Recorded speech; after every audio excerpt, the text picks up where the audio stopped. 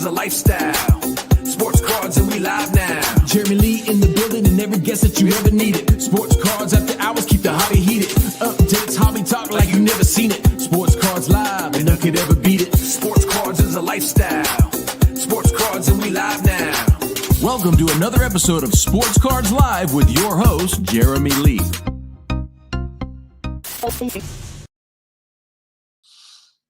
Oh, there I am. All right, guys, what is going on? Welcome to episode number 288 of Sports Cards Live. It is Saturday night, November the 1st, 2025. My name is Jeremy Lee. A few quick announcements, everybody. No Fanatics Collect weekly show tomorrow night.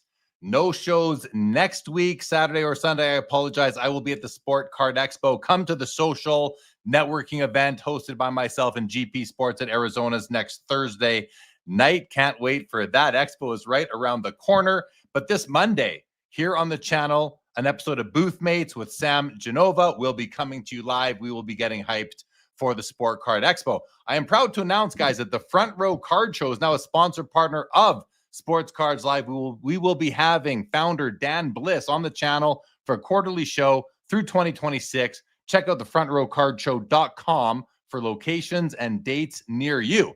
And if you are thinking about adding a grail to your collection, check out Fund Your Cards, the hobby's top consolidator. They'll help you finance high-end purchases using your own cards. Visit fundyourcards.com and explore their proprietary client platform. And Mint Inc. delivers the ultimate hobby experience, from live whatnot streams and auctions to grading, breaks, and a full retail store just north of Toronto Blue Jays. They do it all, and they're buying collections 7 days a week. Click the link in the description below. Use promo code SCL5 for 5% off your first purchase. Shop online anytime with worldwide shipping. Mint Inc., where collecting comes to life. And if you're looking to sell your vintage collection, Leighton Sheldon of Just Collect offers competitive and transparent valuation and payment processes and would love to speak with you. Email Leighton@justcollect.com. And GP Sports Cards is your go-to for hockey breaks every Wednesday and Friday, streaming on YouTube. GPSportscards.com for breaks and product drops. And Chronosio is now offering flexible pricing. Only pay for what you need. Try the new pricing slider or save with their annual plan. Pay for 10 months. Get 12. Start managing your collection smarter at home. Chronosio with a K.com. And if you want to sell your cards on eBay but skip the hassle, message me on Instagram or send me an email, jeremy@slabsharks.com. Bets on base. And I'll help you consign to Slab Sharks, guys. Card Ladder, check out affiliate link below. Check out Card Ladder. And don't forget, the show is also available on Spotify, Apple, wherever you get your podcasts. Follow for free. If you're enjoying the content, please leave a rating or a review. It really does help. And a huge thanks, as always, to our loyal viewers and listeners. If you haven't already, please subscribe to the YouTube channel and or the podcast. And as always, your comments and your questions are in play. Let's bring out Mr. Joe Poirot from Santa Cruz, sporting the Sports Cards Live hat. Joe, hey, what's going on tonight? Oh, just a game 7 with the whole nation on edge, hoping the Blue Jays can pull it off, to all my Canadian brethren and sistren and humans.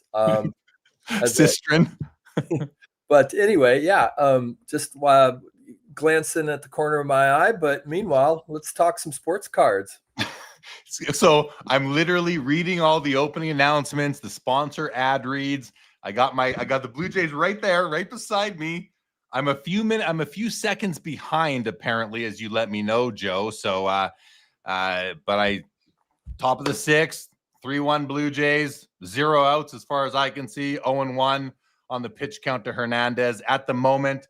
Slightly distracted, but hey, I can even put the show on the screen, or the game on the screen, and we can watch it a little bit that way too. But okay, so here's what I had for this opening segment of the show, Joe. Personal pickups, anything we've each picked up. I don't know if you have anything you wanted to share or talk about. I was going to mention the cards that I'm going to have for sale at the Expo next weekend. I got a lot of awesome cards at the Expo for sale. Speaking of for sale, Panini America is for sale, apparently. And we've heard rumors that Topps might be a potential suitor. And then we've heard rumors that Topps is not interested. And we've seen lots of people talking about that. It's interesting stuff. We have Game 7 of the World Series going on right now. What does this mean? Shohei gets pulled after the third inning, or in the third inning, it felt like. Hasn't been hitting too well. Had a base hit, but didn't amount to anything. Lots going on, Joe. What do you think? What do you think about all those talks? Do you have any pickups you want to share with everybody? I do. I don't have it in hand, but last Sunday, I think I told you I picked up a card. We'll see if we can get it up here very well. It's it's a 53 Jackie and 4.5. It's got a little bit of that eye appeal sticker action going on. I think top 30%, very, very nicely centered. And it's an issue. I've had a few Beater Joe cards through the years, but this one, honestly, it presents like a 5 or a 6. It's a 4.5, but so I couldn't be happier. Paid a little more than what comps might be, but that's the eye appeal. You're going to pay more for a card like that. And as you should, as the hobby should command extra for a stronger eye appeal. There was I forget if it was Greg or Dan did a show a couple months ago about, I think it was Greg, Midlife Cards did an episode about, am I going to be stuck if I pay for my high eye appeal cards? Am I going to be stuck with them? Or am I going to be able to sell them? I think the answer is, of course you will. And especially as time goes on, because the hobby is becoming smarter and less grade dependent, right? People are starting to really make up their minds for themselves, like you just did. So I think you'll be fine. Well, thanks. I hope so too. And it is a long-term hold. It's not a flip. And you might remember that first Burbank show. There was that dude who sold you the 51 Mays, who he literally had like 10 cards in his case, but they were all super high eye appeal cards. And he was patient because they were over comps, but there's a market for that, and maybe certain sellers kind of calibrate that into what they're up to. But anyway, I'm just happy to get a Jackie. Oh, I was just watching that the run come in here. On the pop out, 3-2 Jays from my perspective here. Betts just came in to score. That guy. So sorry, you were talking about that guy. He had 10 cards in his showcase, and they were all really nice cards. He had a couple of. You have a 53 Mantle, I think, as well, or something. Yeah, he had like the iconic cards. I think he had a rookie Ryan that was like really nice for like a 5. It looked like a 7 or an 8. So here we are. Gosh, that first Burbank show was years ago. I know. But here we are 4 years later, maybe, and the hobby's more or less, internalized that as a regular thing. Absolutely.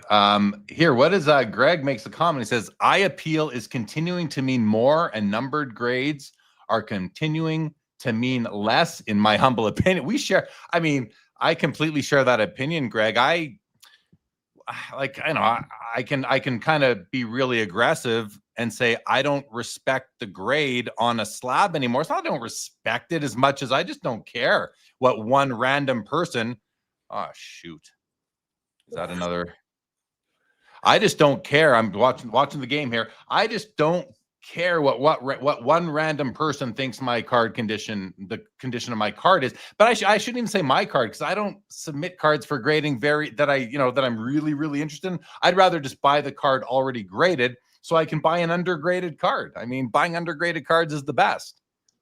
Absolutely. Yeah, you feel good when you get it in that slab.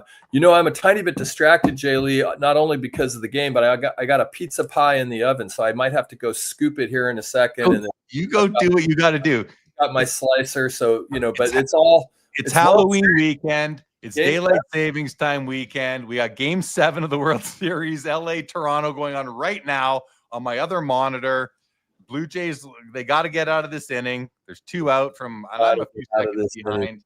First and second. Okay. Well, I won't say anything because, I think we're a little, although at this point you're probably closer to Toronto than I am. So it seems like you would be ahead on the feed, but I think, I'm not, well, we would be on my regular. I'm watching it through my cable provider's Well, website, web service. Let me ask you this while I go check the pizza. What would it mean to Toronto, to all of Canada, to win a World Series at this point in time? In this moment in history.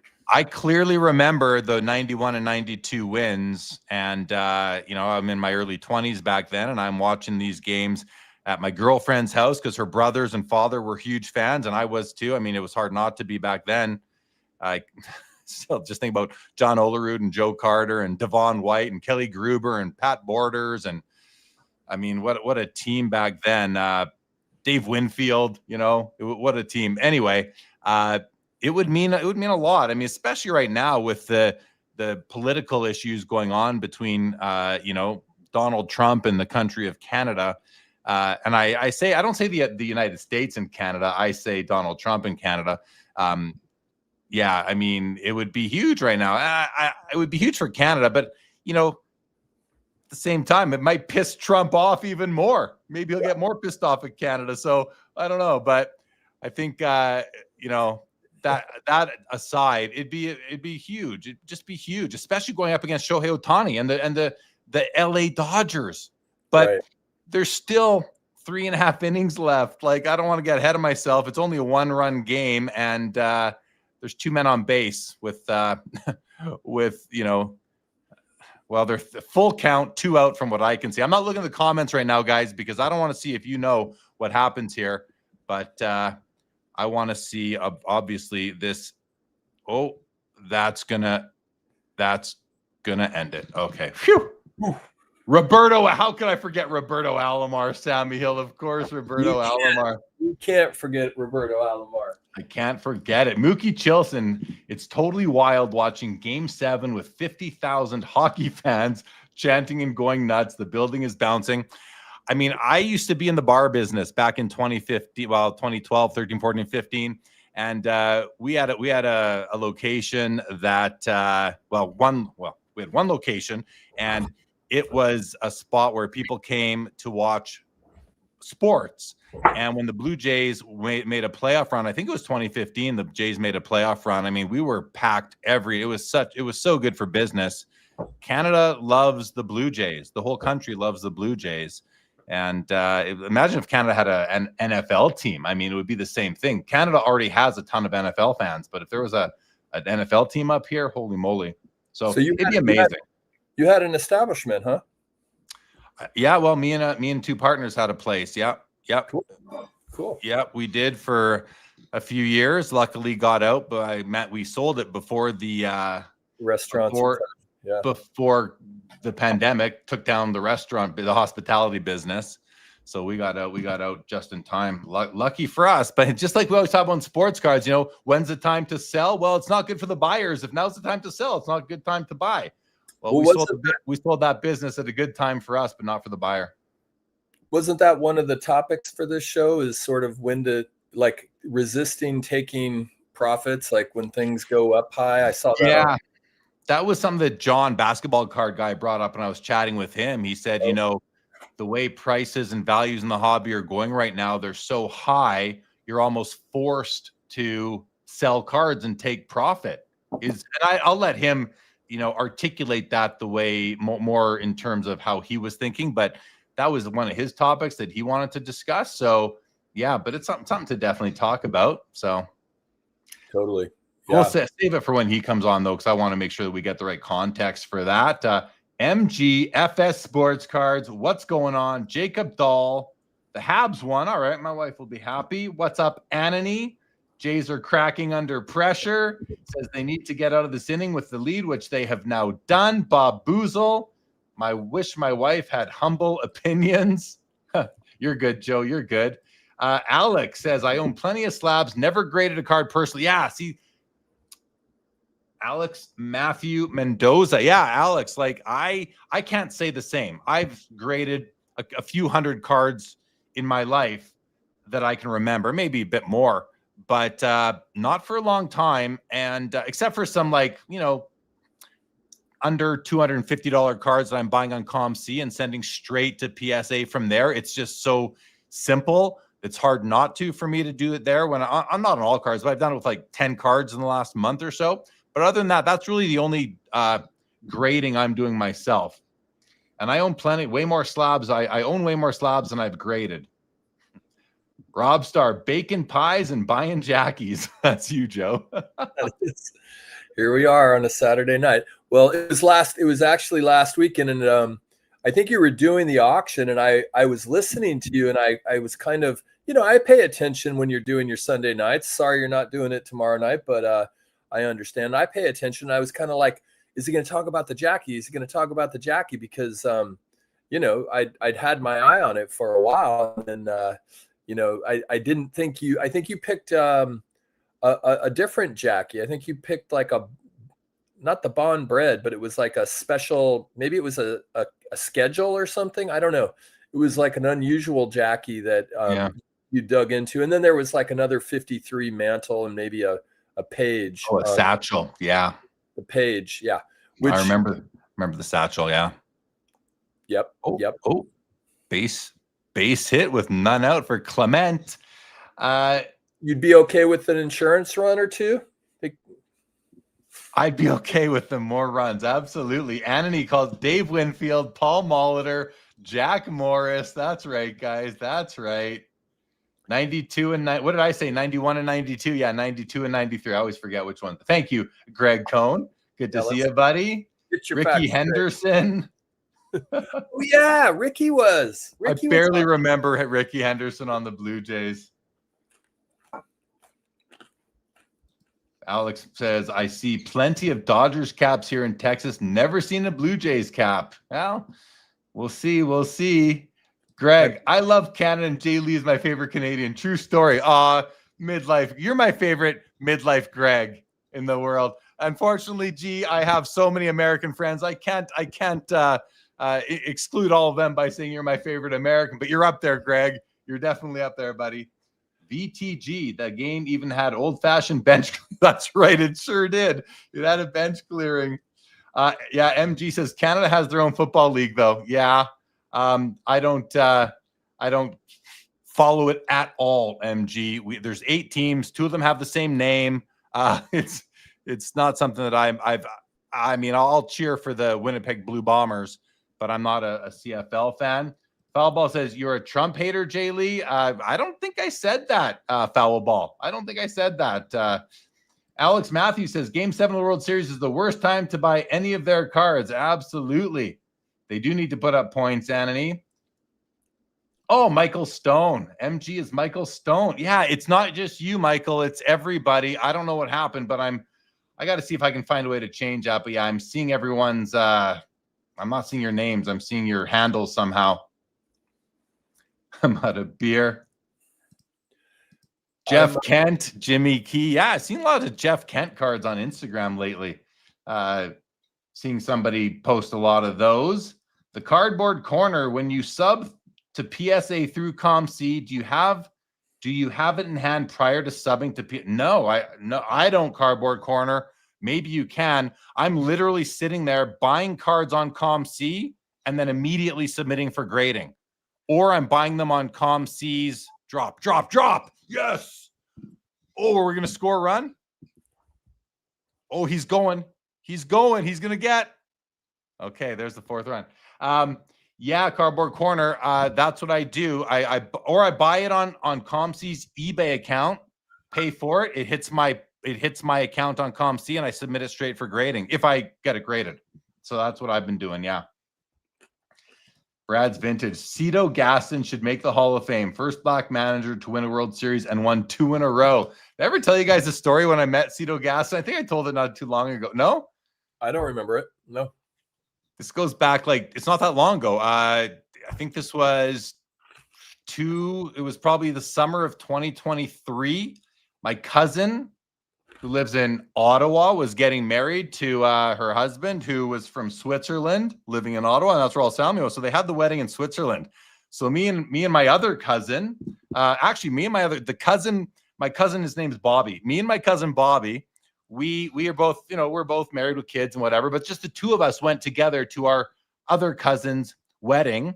And the reason I mentioned Bobby even is because Bobby is the person who him and his brother are the first people to ever get me into hockey cards and sports cards. They're kind of responsible for all this. Was I went over to their house in like 1979 and saw hockey cards on the floor of his older brother Danny's bedroom, and I'm like, oh, these are awesome.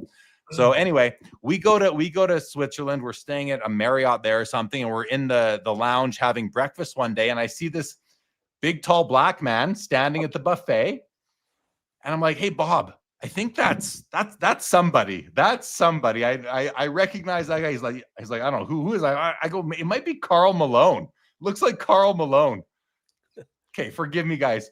So I'm like, I'm gonna go find out. So I walk up, I go get myself a coffee next to him, and I go, you play sports, right? He's like, well, he goes, I go, I know you. I've seen you before.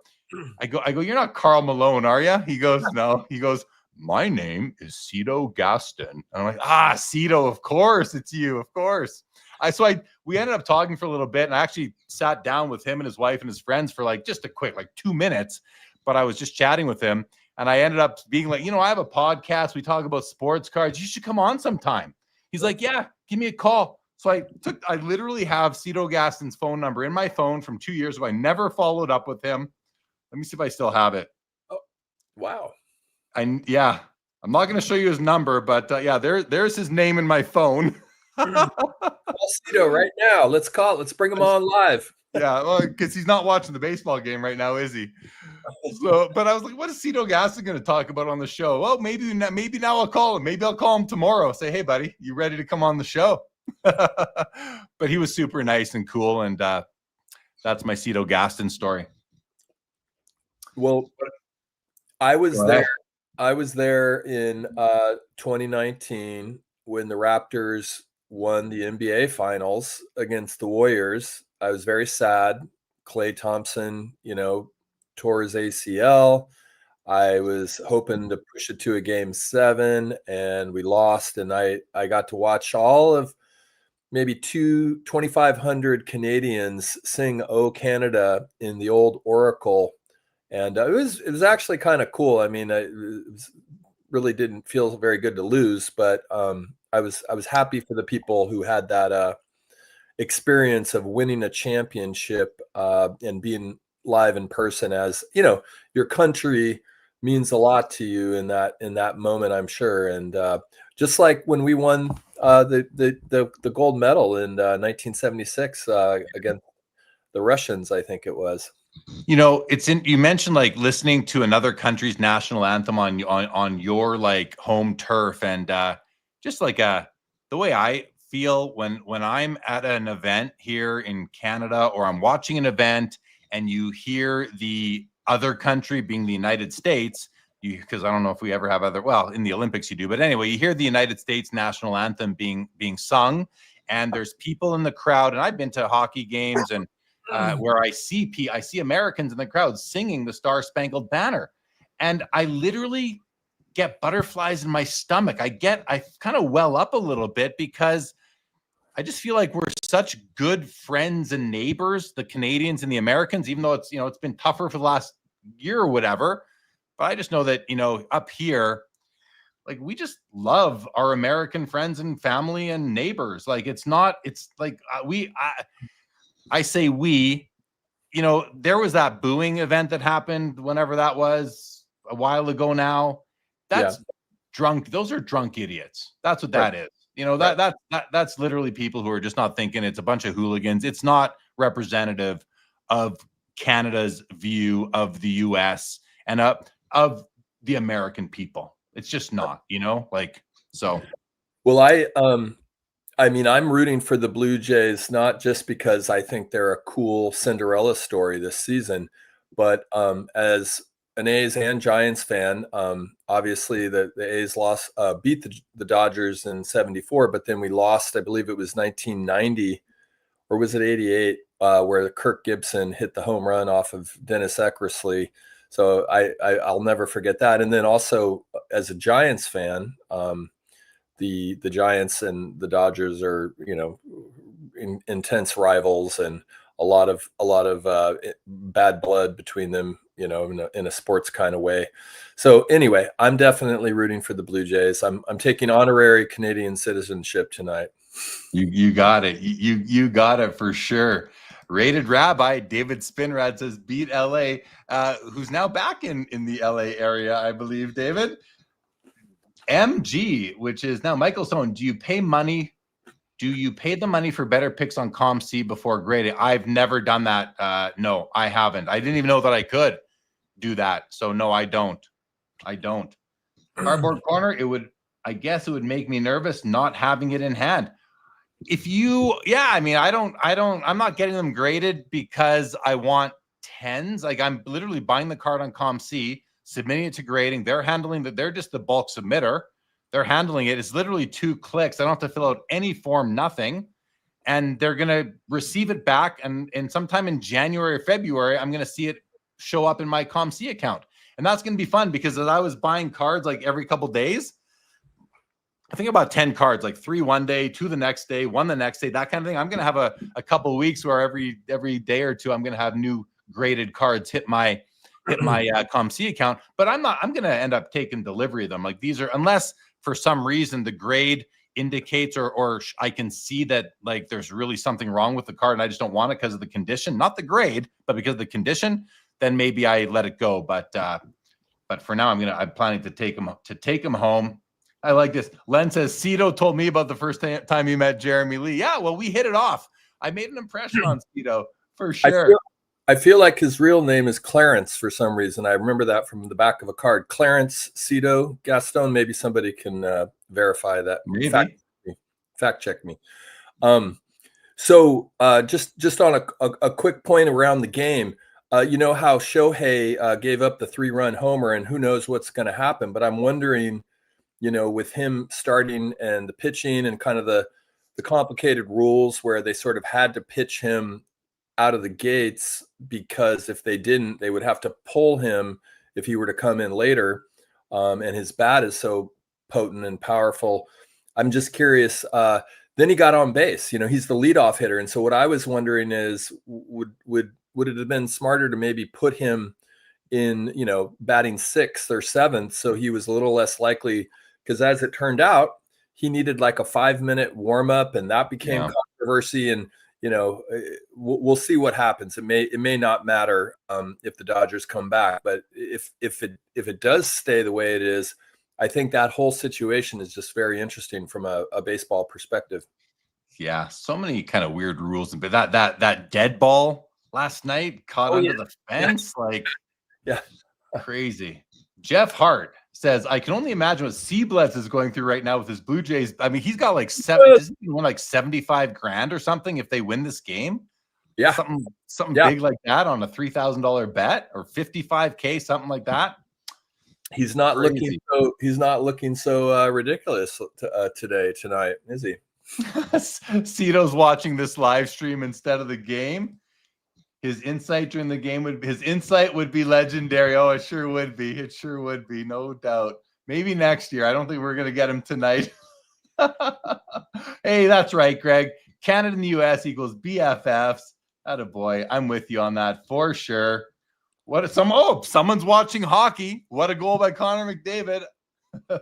I couldn't believe the Blue Jays are in Game 7 of the World Series right now, and Toronto Maple Leafs are playing in Philadelphia tonight. And those guys, that team wants to watch this game, you know? So luckily they'll catch the last couple of innings. Yeah, the 4 Nations. Canada won the 4 Nations. But I think you guys, someone mentioned 1988. Yeah, Sammy Hill says the game you were talking about, Joe, it was 88 was a big one for the Jays. Foul Ball says, if you're not rooting for the Dodgers, you're not American. That's just simply bull crap, Foul Ball. Jeff's Card Journey says, I have a software trainer at work from Canada. All we do is talk fishing and beer. Very good. Very good. Oh, they're going to hold Shohei at first. 1 out, man on base. All right.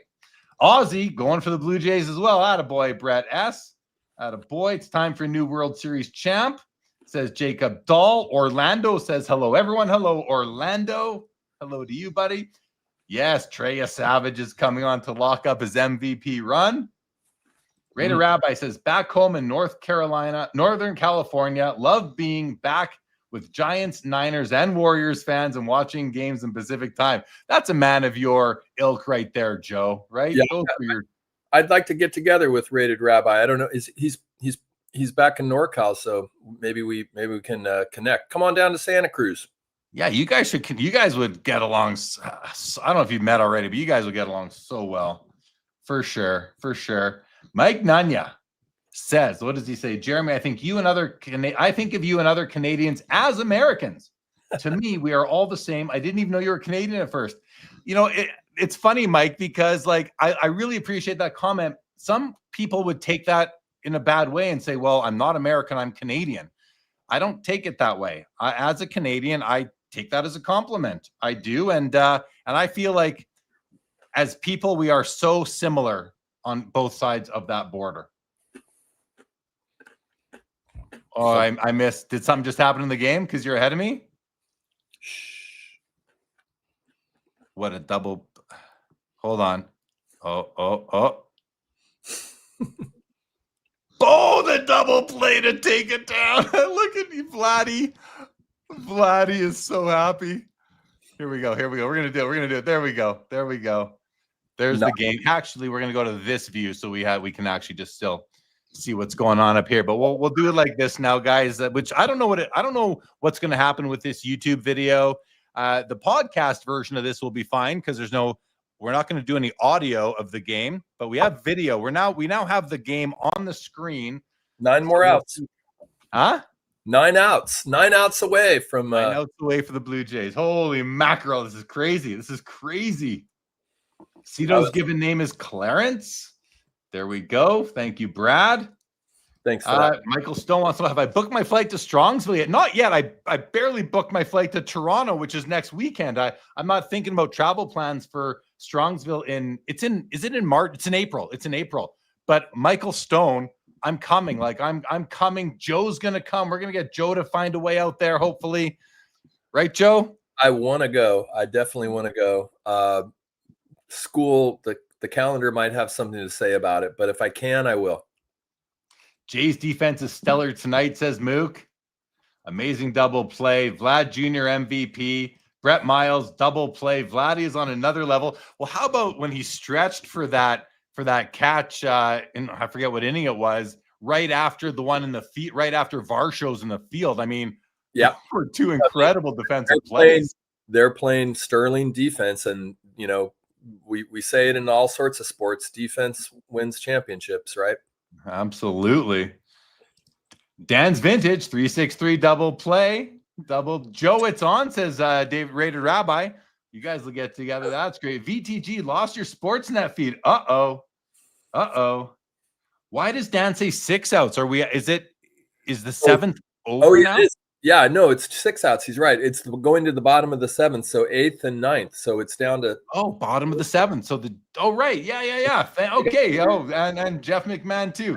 Thanks, guys. I'm multitasking here right now. So thanks for keeping me in the loop. What do you happy? What will you do if the Blue Jays win, Jaylee? What are you going to do? You're going to eat a piece of 50-year-old bubble gum? What are you going to do? Well, wait and see, buddy, because I don't even know. I'm going to be happy. But listen, I mean, I'm going to be happy, but I'm not going to lose my brain over it. Like I'll be happy. I'll be very happy. Do you got a Vladdy card? You must have a couple of Vladdy cards, yeah? No Vladdy cards. No modern baseball cards. One that's going to be in my showcase at the Expo, but that's it. It's not a. You've got to have a Bo Bichette lurking somewhere in a shoebox. The home run. No. Tonight. No. Nothing. No. Just a random. I'll send you a Bo Bichette card. I'll send you one. How about All that? right. Oh, look at the double play. There, just what oh yeah, you guys can see what I'm seeing now. Chad Shipper. Happy Saturday night to you too, buddy. Good to Happy see you. Saturday. Oh, Jeff Hart's going to make his first time out to Strongsville as well. Very awesome. nice. Awesome, Jeff Hart. Iowa Dave. Love you and your show, Jeremy, but as a professor who teaches media law, your live cast of an MLB game is giving me a coronary. Hey, you know what? What's the word? What's going to happen? Are they going to like kick me off YouTube?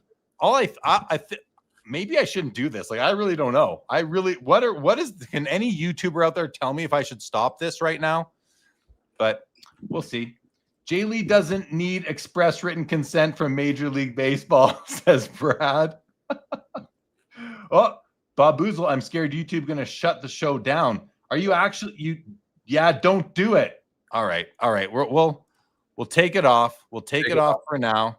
Take it We off. don't want a YouTube strike. Yes, stop. Okay, thanhanks, Dan. All right. It's off. Okay. Nothing happened here. We're just talking about sports cards. That's all we're doing. Well, YouTube's going to catch it anyway, so I'm probably going to get a strike, whatever that means. Uh-oh. Well, anyway, I'm taking next weekend off anyway, so to go to the Expo. Hey, good point. About that Expo show. So you leave on what, like Wednesday? Thursday? Yeah, I'm flying out on Wednesday. Yeah. Cool. Flying out Wednesday. Anyone making the pilgrimage for the first time? It seems like that show is always like there's someone that shows up who's never been, and they talk about how amazing it is and how wonderful the people are, and the sausage, right? There's sausage or like cold cuts or something. I don't know what it is. Slabstrong Tim talked about maybe it's the beef jerky. Is there beef jerky there? There is a like a meat dealer. There's the meat man at the Toronto Expo. He's been there since the start of 30 years now. And he sells pepperoni sticks, and it's funny because he's a standard there, but you don't want to be set up next to him or near him because it literally stinks. Like you can smell it. Yeah, I've never set up near the guy, so lucky for me, I don't have to smell that the whole time. But it's funny because people are walking around eating these meat sticks, and then they're burping, and you can it does. It's not really good. It's like, wear deodorant, don't eat meat sticks, please. Wait till you get home. I feel like the hobby got the message on the deodorant. Yeah. Well, and kind of, nah. You remember when Sasha T was set up at a table at Burbank, and he had Arid Extra Dry and like a variety of different antiperspirant sticks. That was so hilarious. Funny enough, at the National this past year at the Card Ladder booth, they were giving out deodorant as well. Deodorant, hoodies, and stickers. It was great. And candy. I'm so bummed. I mean, of course, I am a Card Ladder fan and supporter, but somehow or another, I thought Hoj would hold one out for me, a sweatshirt, Christina. Because I heard about them. I heard how soft they were. They look great. The color's awesome. And anyway, out in the cold. So speaking of the Card Ladder hoodie, because I got a green one at the National. I've been wearing it like nonstop. And the day before yesterday, my wife says to me, she goes, I don't think you've ever washed that hoodie. And I'm like, guilty. So it ended up in the laundry that night. I'm like, okay, time to wash it. So it's getting its first wash. I've literally been wearing it. I've literally worn that thing daily. When I want to put it, when I'm cold, a little chilly in the house, whatever, or going out, I put it on. But yeah, it's a cozy hoodie. I'll tell you that. And I've definitely gotten a lot of wear out of it so far. Lots of good jokes in the chat here about the meat man, everybody. That's great. But you guys actually got me a little concerned about the baseball game. So, should I not talk about it anymore? You think they're going to hear me? Just let it go. Iowa Dave, I feel like the hobby got the message on the deodorant is the new title of this episode. That's a good one. Jeff Hart says best sweatshirt I've ever owned. It's a good sweater. No doubt. What do we got here? Man on base, 2 out, 1-1 to Varsho. Let's see what happens here. Varsho, that's a cool name.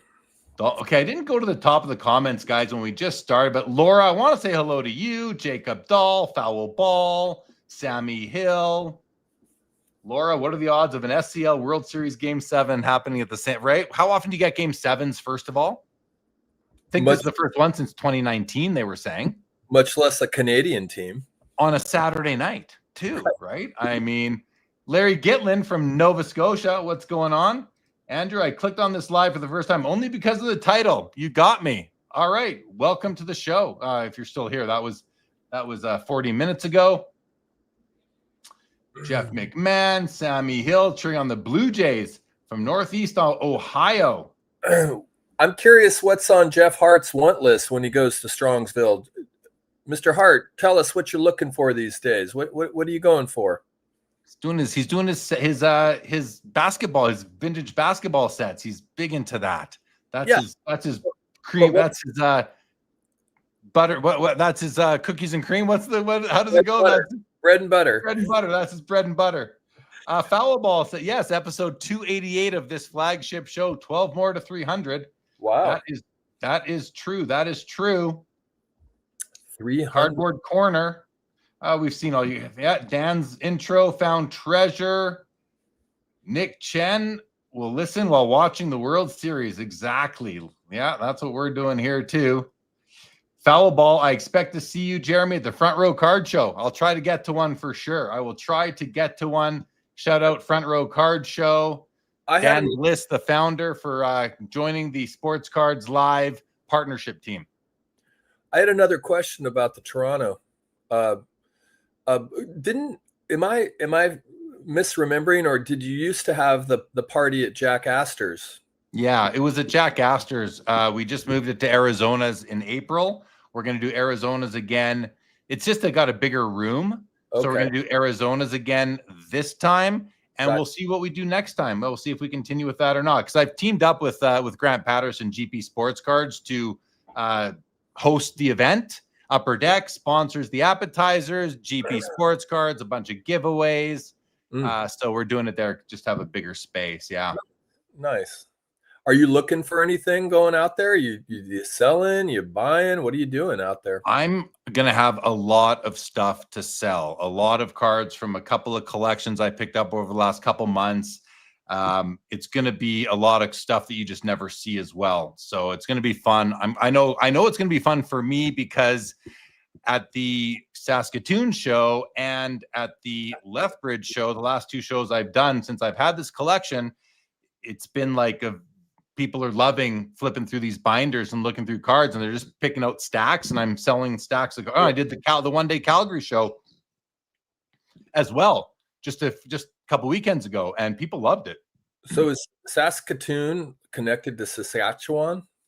Saskatoon is one of the two big cities in Saskatchewan. Yeah, there's Saskatoon and Regina.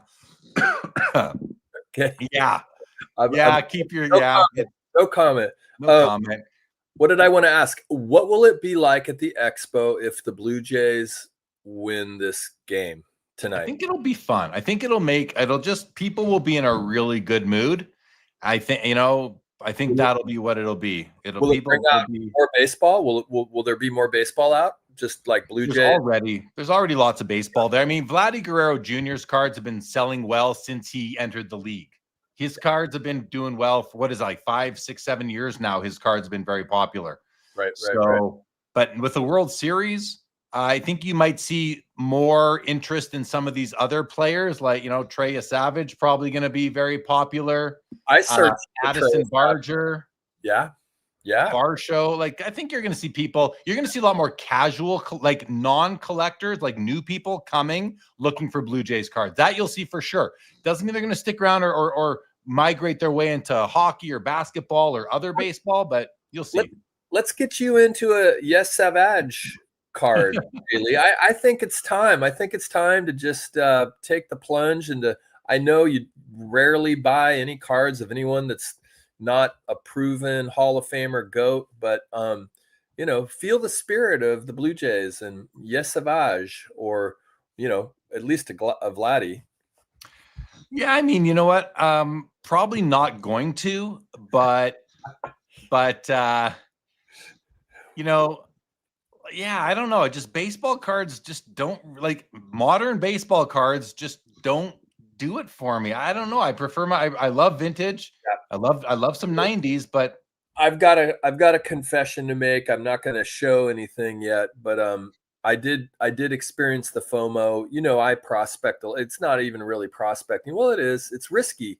I bought a couple semi-big Wemby cards, big for me. Wemby cards, rookie cards, and because he's just stepped out of the gates this season at an MVP level, and really, it's quite clear, I think, to everybody, if he stays healthy, he's like the second coming of Wilt or beyond Wilt.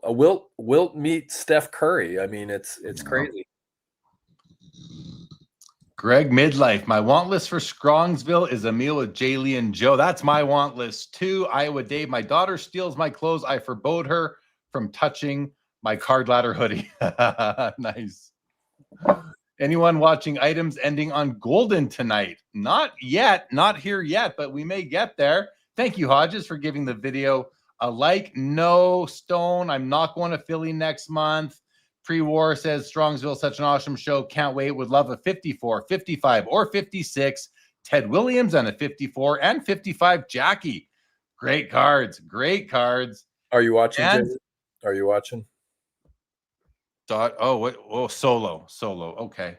Dan's Vintage, best Boston vintage card show of the year today. Shriners, good to hear. Good to hear. He had a banner day. Good job, Dan. We'll see that in your videos, I'm sure. Feel free to let us know, but save it as well. Jeff Hart on the want list will definitely be some encounters with great conversations with fellow vintage collectors, especially both of you guys, if you'll be there. Absolutely. Brett Miles, who works at the LCS that I frequent here, says that the number of people asking for Savage cards is off the charts.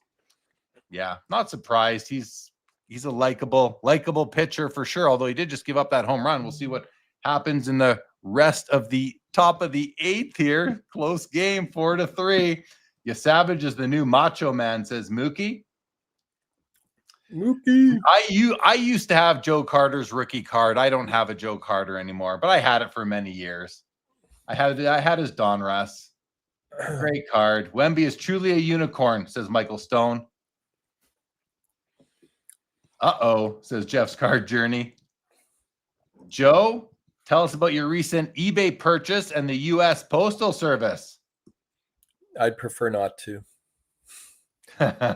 Jesse Barfield, PSA 10 is another story for Jeremy. I think I've owned a Jesse Barfield card in the past, but not at the moment. Not at the moment, Len. Oh, what's going on? Are they taking out Trey? They're taking out Trey. All right. This is a hell of a game. Oh boy. Oh boy. I really wish I could listen to it too. You know, I want to hear it.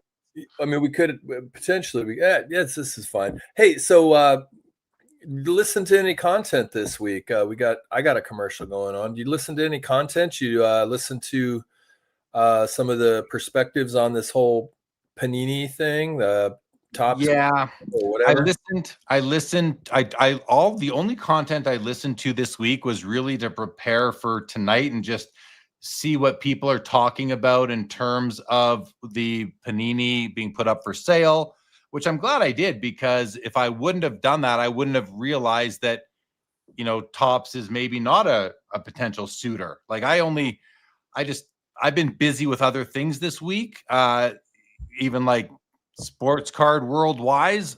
So I haven't been watching enough, but or as much as I sometimes do. And even the whole summer has been a write-off for me for content, actually, relative to what I used to consume, which was a lot. And I will get back there, I hope. But I did watch a few things on that. I tried to find information on PSAs buying their own graded cards back and why they're doing that and what they're doing with them. But that was the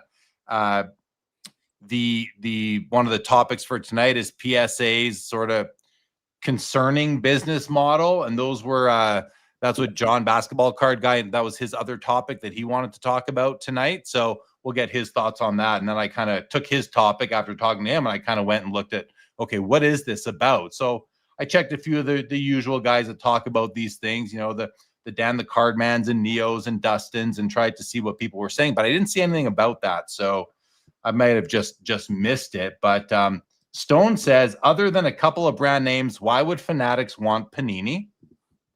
But yeah, I don't know. I mean, and the other thing is, like, what are they going to do? Reduce production numbers on the Topps brands to make room in the market for the Panini brands?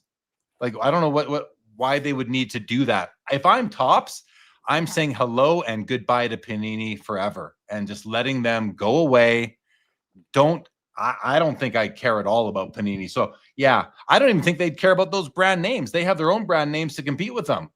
So do they need them? Like, they have high-end products. They have a Prism-like product, I think, like chromium type products and that.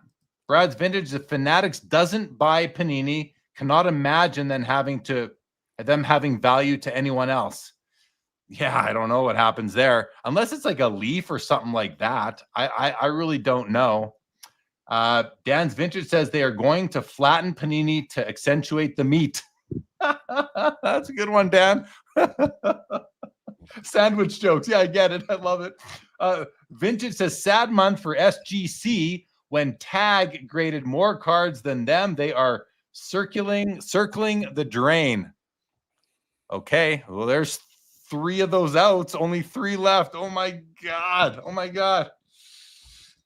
I do wish the rated rookie logo would carry on. Oh, I'm with you on that. That is a logo that I really do like as well. I really like that logo. So I'm with you on that one, MG. Michael Stone. I'm just calling you MG for now. Then there's the legal fight between them. Yes, they are having legal. They have litigation. They have legal issues. SGC will be my private grading company soon. They might be. Linda's First says, does Panini have any licenses that Topps is interested in? What license do they have that Topps doesn't have? I mean, Topps does soccer. Topps does. Well, I don't even know what Panini does outside of sports. I mean, my understanding is that Topps has all the players' licenses now. What might be interesting is, sort of the intellectual property rights to some of the Panini brands, be it National Treasures or, Immaculate or Flawless. But I don't really know. I'm just throwing darts at the wall. Well, there's WNBA. Dan, Topps has Formula One. At least they did last year or the year before. Hello, Linda's First. Christina's PC calls out WNBA, just like Stone did. Sorry, I saw Stone's first. The cricket and Australian rules fireball license is Dan. Yeah, and Jeff Hart also says Panini has WNBA, and then Panini also has unlicensed baseball, unlicensed football, unlicensed basketball, just like Leaf does. Why don't they go compete with Leaf? I just want to acknowledge I get a response from Christina about the WNBA, but not about the hoodie. What's up with that? Well, maybe she just doesn't want to pat herself on the shoulder too much, I could be wearing it right now. I could be repping Card Ladder right now. Yeah. We're repping Card Ladder right over the hat there, Joe. Yeah, right above you, right there. There you go. Hey, did you hear Hoge's drop? Hey, well, Christina's talking to you, Joe. Back on you, buddy. Well, then she and Chris don't talk because I harangued Chris for a good month trying to get one out of him, and he just laughed. Look what Christina just says, and I didn't even realize it until right now. I knew when I put it on this morning, but she goes, Jeremy's repping wrong one. Jeremy repping the old school Card Ladder t-shirt. I literally bought this in like 2020 when they offered their very first swag. I bought this off the website. I still wear this shirt a lot. I love this t-shirt. It's a great shirt. Someone tells me it's like Ja Morant or something. Didn't even know who it was. Dan's Vintage. PSA should buy Panini and turn them into a boutique card company. That's a good one. Dan. That's good. PSA should buy Panini and turn them into a boutique card company. So I might be the outlier because I know I've got roots in Topps, but I love Panini. I love the Panini brand, particularly in the realm of basketball. And so I'm going through a little bit of a grieving process right now, just imagine. And I've seen a few Topps cards, and right now, like I'm not blown away by the Topps, what they're putting out there. Maybe I'll see something tomorrow that just is amazing. But not to say that we worship at the altar of Prism, but I like Select. I like Immaculate. I do like some Flawless. Yeah. And I'm kind of sad, but we'll see what happens. The life is a crazy adventure, and we might get those brands back somehow. Absolutely. You never know. You never know. I mean, we're getting Fleer brands and Skybox brands back. We've been getting them for 10 years, but there was a big break there as well. Okay, we've got John in the studio now. Hey, okay, John. Let's bring on John. Let's just bring him on right now without any warning. Hello. What's up, guys? How are you, buddy? Good. How are you? Doing well. Good to see you. Welcome back to the show. It's been a bit. I know. It's been a little while. We're sitting here talking about basketball. And hey, do you know Joe? Joe, do you know John? We haven't met yet. Good to meet you, John. Good to meet you as well. Pleasure to meet you in semi-real time. And we share the same opinion about both wanting card ladder hoodies, because I would love one too. So throw me on the list. Would anybody else? It's going to be a movement here. Anybody else want to lobby for a card ladder shirt? Man on second, Clement with the double.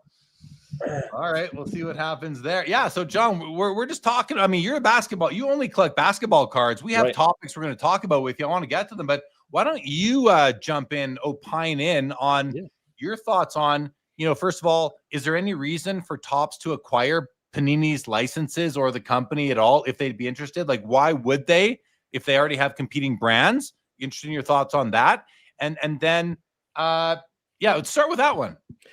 I think there was a lot more of a reason years ago when they tried, and from what I heard, it was very close. It was a close monetary piece that just didn't get agreed upon, but it was very close. I think the biggest challenge right now is they both have lawsuits against each other for different reasons. And I think the strongest part of the Panini suit, I would think, I'm not a lawyer, but I would think is the fact that when Fanatics grabbed the licenses originally, they weren't producing, they didn't own Topps yet. If we think about like the process that went through, if we recall, Fanatics didn't own Topps at the time. They got a 20-year exclusivity on the licenses, and then were able to acquire Topps after that. Topps was originally going to go public, if memory serves me correct. Yeah. And then their valuation went way down because they didn't have the license that they had, for decades and decades before. And so I think there's, and I haven't gone through recently, it was a while ago that I was looking through the documents, but it sounded like there might be a decent case against like buying up exclusivity to do something that you haven't done yet or that you weren't actively doing. And so if I were the one company, I'd be still thinking about, well, is there something to win there, right? And at the same time, if you're the company looking to acquire, to your guys' point, there's a lot less for them in it now, like for them to grab. I think if we think back to shortly after they acquired Topps, they needed to, increase their productivity, increase their production. And they pulled on a bunch of people. And we remember seeing the news headlines for that, where 30 or so people from Panini were pulled into Topps at the time. And then apparently some of the manufacturing that Panini was using was getting used up by Topps because they were taking that over in that way. I think they've gotten from the outside. I don't know what goes on inside, but from the outside, look as a collector looking in, I feel like they've gotten probably most of the value there, to your point. That doesn't mean that the brands aren't valuable. That doesn't mean that the cards aren't still, sought after. That doesn't mean that we're not going to want to have national treasures, or that we don't appreciate how Panini does certain things differently than others, just as we appreciated how Upper Deck did things.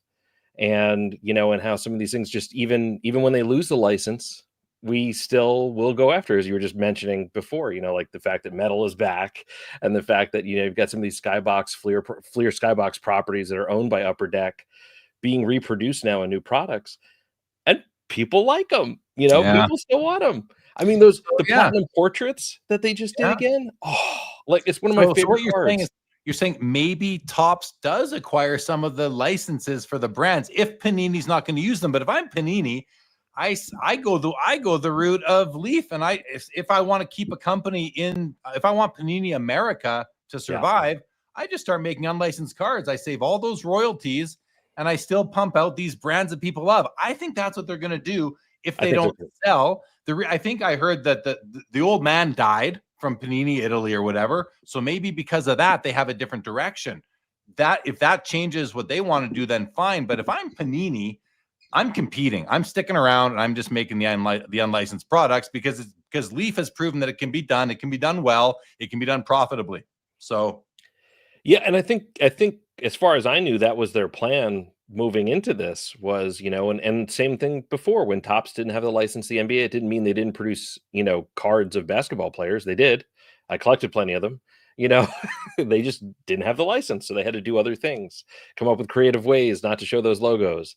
So it just flip flops now. Now it's the other company having to do that, So the thing that I think stinks for collectors, and I might have talked about this here before. I've certainly talked about it on my Instagram plenty. But it kills me when something like, I know you were talking about Wemby earlier. It kills me that we're never ever going to have a true Wemby licensed autograph rookie. It's just never going to exist because one company had the exclusivity to his autograph and the other company had the NBA license at the time. So there is no autograph rookie, ever. And so that's sad for the collector, and I would have loved, I still would love, my ideal would be that these companies sub-license. That's what a lot of people do in the licensing world. You don't keep it all for yourself. You control, but then you do sub-licenses. You make money off of those licenses. You have confidence in your own product and that you have that individuality, and you're going to put out something good, and you still let other people produce the way it was in the 90s. That's why we had all these brands. That's why creativity, and we look back to that, like that was the era of innovation because you had all these people competing. So yeah. Well, so like Joe was saying before about Flawless and Immaculate, and you mentioned National Treasures, like some of these brands could probably do well, would probably do well under Topps's steward of those brands. They would do well, I would think. So which ones do you think and I don't know how well the library of Topps brands in baseball. I don't a ton, but I know Dynasty and I love it. I wish it were in basketball. Yeah, I hope it comes there now. So my question would be like, which brands would fit into the Topps portfolio as an acquired Panini brand and not cannibalize any of the existing Topps brands? That's kind of the concern that I would have if I'm Topps.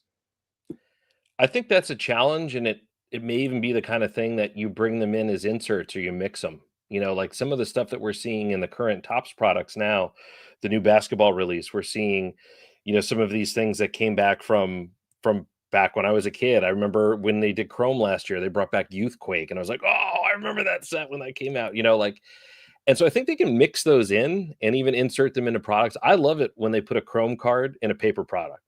I love when you go through a pack and you're like, oh, I got something. Oh, it's a refractor. Oh, it's a big one. Like that kind of energy. I feel like since we have all Chrome packs now, you open up, they're all Chrome. I feel like when you open up Prism or Finest or Topps Chrome itself, like that's you kind of lose some of that. I love the fact that you're mixing that kind of stuff in. I think that really is great. I think it's a lot of fun to open. That definitely is fun to open for sure. It'll be interesting to see what's going to happen there. But I don't think Topps needs it now. I don't think they need it yet. Right. Like why don't you just let Panini struggle if they're going to continue, and then you're going to get those brands likely a lot cheaper down the road because they're just dormant at that point. So you go buy them for what you can. Right now, I think they'd be sold at a bit of a premium compared to what they might sell for after being dormant for 3 or 4 or 5 years. And I think that the hobby would really like to see these brands 3 or 4 or 5 years later. I'm curious what both of you think on that kind of kind of strategy. John, go ahead first, then we'll hear what Joe thinks. I wanted to say one other thing too. I think there's still a lot of room for everyone, including Leaf, to come up with better designs when you don't have the license. And if you look at someone like Tyson Beck, the card artist who's done a lot of the Topps projects, and he has his own direct to consumer stuff now, and he's doing partnerships with the athletes. His designs, you forget that they're not licensed by the league, that they're only licensed by the player. Because where the jersey logo is, he's got the player's name in an artistic way. He takes a shot of Steph Curry shooting the three, when he made the record, from the side. And you don't need the NBA logo on the back of his jersey because it looks great without it. Yeah. So I think if they get more inventive, and I don't know their process. Look, I've done graphic design for decades, and I can't even imagine putting together an entire card set, let alone all the subsets and everything else, and doing that level, and how many people must be involved in order to create from photograph to card. But I think there's a lot of room for them there, where I think they can improve upon those designs and people won't even care as much. Like the Platinum Portraits, great example, Jeremy. Like those ones are laser, cut through. They're just simple gray cards with some rainbow foil on them for anyone that's not familiar with them. And then the person's face is literally laser cut in with dots. There is no need for a license on those cards. And Upper Deck, bringing that back, they're one of the most gorgeous card designs ever. And it's like, why didn't they do that for the last several years? I mean, it's a great looking card. You didn't need the license for it. But if they had done it for the last several years, like they've been doing with PMGs now, those inserts get stale. So in a way, it's kind of good. Let's see, Joe, what do you think about, if these brands are shelved for 5 years and then Topps goes out and acquires Prism or National Treasures, Immaculate, Flawless, whichever, select any of these and brings them back as a basketball collector, Joe, and you're an all sport collector, I guess. Do you see yourself enjoying them more after they're dormant for 5 years, or would you prefer that they continued year after year after year? You're muted if you don't know. Yeah, I think it could cut both ways. It might depend on how the Topps, the 5 years of Topps that rolls out, is how compelling it is, whether we get, drawn into what they're producing. I think about it like, I know that there are some Panini folk collectors who are appreciative that now there is sort of, at least in theory, like a door closing to the Panini chapter, because that creates a sort of, in theory, a finite amount of things. And that might, for people that really value scarcity or, some degree of like, this is what we have, they could be upset if suddenly something gets rolled back out. But it could also be the case that, 5 year, absence makes the heart grow fonder. That could be just enough time for people to be really revved up to, fall in love all over again, and look for your kaboomies or your downtowns or whatever you're into. That's not my jam, but certainly some courtside black finites would be fun to see, maybe after they've been away for a while.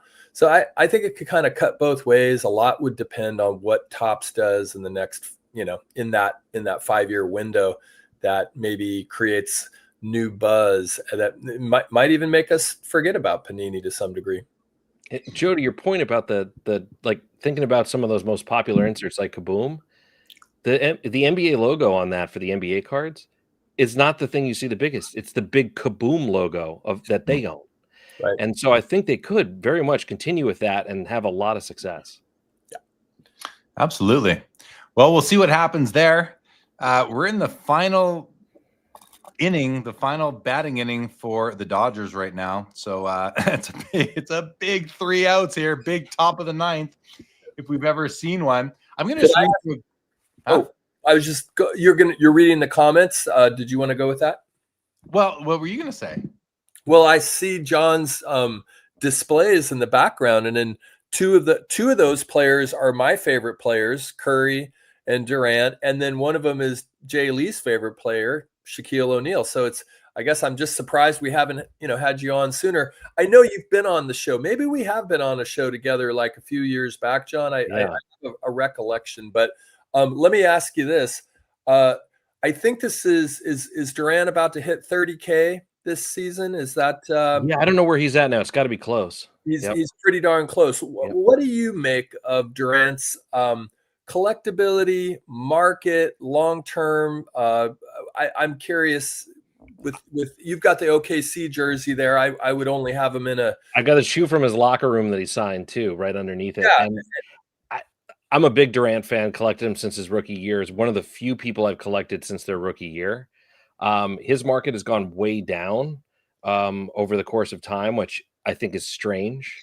And I do think long term he comes back up. I think he's one of the best players we've seen, in this generation. And I think people will start to realize that more as it finishes up. And on the Curry topic, I think Curry is going to be remembered by this generation of kids way more than LeBron. When people talk about as LeBron or Jordan the GOAT, I think it's not even quite. When I was a kid and I was obsessed with Michael Jordan and collected 4,000 of his basketball cards and did all of that stuff and still have them today, the kids at school talked about Jordan, emulated Jordan, mentioned his name. Kids today, same way with Curry. They shoot a three, they go Curry. I don't hear them yelling LeBron so much. Like, they're emulating the Curry piece. And so I think as much as we talk about LeBron a lot in the GOAT zone, I think Curry is going to be appreciated as that player in there. So, amen, brother. And while I got you here, because Jay Lee and I were talking about this the other night, I was like, Jay Lee, you still don't have a big Curry card. And he says, that's because I'm just not attracted to the big Curry cards. Do you have any thoughts on where do you land in collecting in terms of Curry? Do you have a Topps Chrome or some kind of refractor or big rookie Topps Curry, or do you go more in the land of exquisite or some other realm? I'm big on card autographs and memorabilia, and I'm really big on autographed sneaker cards because they're so rare. It's usually only one set a year that the companies put out where they have a game used shoe involved with it and an autograph. And so I have a really nice Curry game worn shoe auto that I absolutely love. I have a pair of shoes signed by him back there too. I do some of the memorabilia with a lot of these guys. I have a ball signed. A lot of my Curry stuff, my best Curry stuff actually comes from Tyson Beck. I have a lot of his, short releases. The most recent one was a black foil with a white paint pen. I just love how that looks. I love that combination. So if the card looks good to me and it's truly rare, that's usually what I go after. Awesome.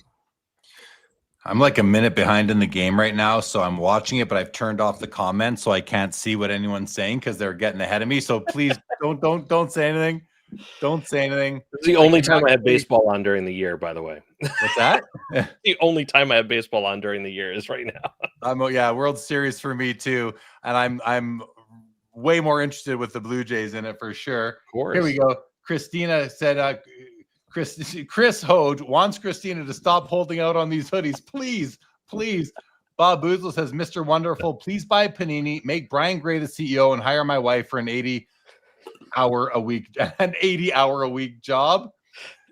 Ben Burrows, are we sure Panini has the Players Association licenses to make pajama sets? I don't recall Panini having a single upcoming basketball set, and that seems odd. Panini refuses to answer when I ask. And Brad's Vintage says the only value to Topps is the exclusive autograph signer. No idea who they are. Good evening, Junk Wax Museum. Well, that was one of the things that I noticed on the checklist was like Luka is not on like the Topps product that just came out. So he's one of the Panini ones probably. Oh, so they can't make any cards of him. I don't know, but he wasn't in their I would have expected him to be in the first Topps release. So that's probably one. Again, it comes down to these. It's unfortunate for the collector. Yeah, that's all. That's all I can say.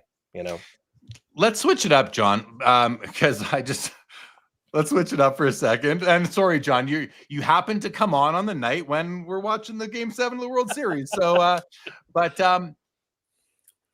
we talked a bit about PSA's business model, and there was something that there was something that was on your mind there. Can you rehash what were you thinking? What's the issue? What's the potential conflict? What's going on there? Well, I just thought it was interesting. Like, so it started at the National. PSA, to my knowledge, had launched. I'm watching the game now. Well, I just saw in the chat. It's there's is that a home run? Yeah, it's a home run. Yep. Damn. Wow. All right. So, well, I mean, this game may be going on for a while. Ohtani's coming up. We'll 2 outs away, or if the game outlasts us. No. So at the at the Nationals, really interesting. There were a few people that were going around, and I was like very confused at first what they were saying. They're like, they were going from booth to booth, and they were scanning using the PSA app. They were scanning PSA slabs like you do normally. If any of you haven't done it, like the PSA app allows you to barcode scan it, and then you can see the population of the cards, so how many were graded in each grade, see the total population, all that, just from scanning the barcodes. Very nice, very convenient. But people were noticing when you scanned it, PSA had an offer price on the card. So they had a card value that was estimated, and then they had an offer that they were willing to give you if you took the card physically over to their booth at the National. So people were going around scanning cards. They'd see one that was labeled $20. They scan it. It says PSA will give me $31.25. Okay, I'll pay the $20. I'll take it over to the PSA booth and I'll get $31.25. So I had a couple of friends that were doing this and apparently doing very well at this at the National. I mean, think about it, it's just like really crazy. You have a buyer on the line that's giving you a straight offer. But from what I understand now, this is extended beyond that. And now it's something that's built into a lot of the card orders that people are sending off and getting their grades done. And so when you're through that process, almost to the end of the process, you have the opportunity or 24 hours to choose if you still want to get your cards back. You submitted your card raw. You're waiting for the grade to come back like normal, but now some of your cards come with an offer. And PSA, rather than sending it back to you, will give you that money. They pay it to you to your bank account through Stripe or something, and you can take that money and take that offer instead of having to sell it yourself. I'm a guy that never grades. My collection is like 99% raw, 99.8% raw probably. But for the few cards that I think about selling, it's really interesting because if you're going to grade it just to sell it anyway, and you get an offer that seems pretty great, you don't have to worry about anything else. The money's in your account. So I just thought it was interesting. I wanted to see what you guys thought of that. So I've heard about this, but the question I have, and this is critical to the whole scenario, is who's actually making that offer? Is that corporate PSA making that offer for them to then do something with these cards? Or are those offers being made by special, like I feel like there's some special PSA preferred buyers out there that might be able to make offers through PSA. It might be third party buy. It might not be PSA making those offers. PSA is pinging you. But are they pinging you on behalf of themselves or on behalf of I don't know, their buyer or their the money's coming from them, one of their clients? Yeah. So what they do with the card after they buy it, I don't know. It's similar to GameStop with them buying graded cards when you walk in there. What do they do with them after they buy them? What marketplace are they selling them on? Are they going into a repack? I'm not sure. I'm not sure if it's even consistent. But the money comes from them, and they have a system that is set up in a very similar way where you come in, if it's a PSA card that they have a lot of market data on, they scan it and they can give you an offer on the spot. It's just a different world than anything I'm used to. And I don't know what it does to card shops either. I mean, it's a whole, because usually you go to a card shop to get an offer on something, or you go to a show. Yeah. Well, here, okay. So it's interesting. Ben Burrows says those offers are from a network of buyers that include hobby shops, breakers, and such. So it's a variety then, not one standard, but it's coming, but you're getting paid by PSA. Sure. But okay. Just like if you sell a card through eBay or not, that doesn't count. You sell a card through Fanatics Collect, they're going to pay you for that card too, right? Yep. So even though someone else is paying them for the card, that's kind of what I'm getting at. Is PSA simply a middleman? And Ben Burrows says that they are. Dan the Cardman says they need to better disclose these buyers, in my opinion. Well, maybe not. I don't know that I agree with that completely, but it would be nice to remove the perception of a conflict of interest, if nothing else. So there's that. Vintage says PSA is not directly buying the cards with offers. Okay. All right. So, I mean, yeah. Oh, what's this? Lucky says, from what I understand, it is repackers and large dealers making the wholesale offers through PSA. So there's all these theories out there that it's not PSA themselves buying the cards for them to then resell or use or to get rid of through a repack product or sell at GameStop. I don't know, but it seems like it's third-party buyers through PSA as middleman, which I'm okay with. I'm okay. I mean, I don't think there's anything wrong with that if these are true third-party buyers. Right. Yeah, it's a little bit different if they were buying it for themselves, because I know they have some partnered repacks now that they're doing, and if they were ending up in there, then that becomes a whole separate question, right? Because now are they giving something a grade in a certain way, or are they like that's that's all a little bit more perception separation, and right?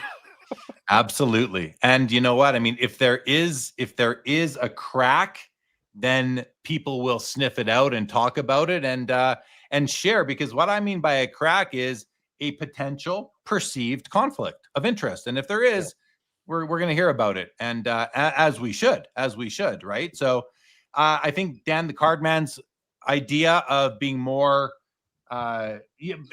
just being more transparent about either who these buyers are, or at least a group of them, or even if like on eBay the buyer's name is all encrypted, like just something to indicate that it's not PSA buying these things, because no auction house tells you who buys your things. But PSA is not an auction house; they're a grading company, and that's where I think a lot of people kind of lose the faith and will take shots if they think that it could be them buying them. Any thoughts on that, they Joe? arguably just as much, I mean, as sad as this sounds, because I hate saying this out loud because I'm such a raw card guy, but they are contributing as much or more in some cases to the value of the card by the grade they give it than the card itself. Like a card could be worth $5 or $500 depending on its grade. And that's the crazy world we live in now. So they're helping determine that card's grade. And that's where I was struck originally when I saw that, and people are going to their booth and turning cards in. It was just like, wait a minute, but they've kind of decided.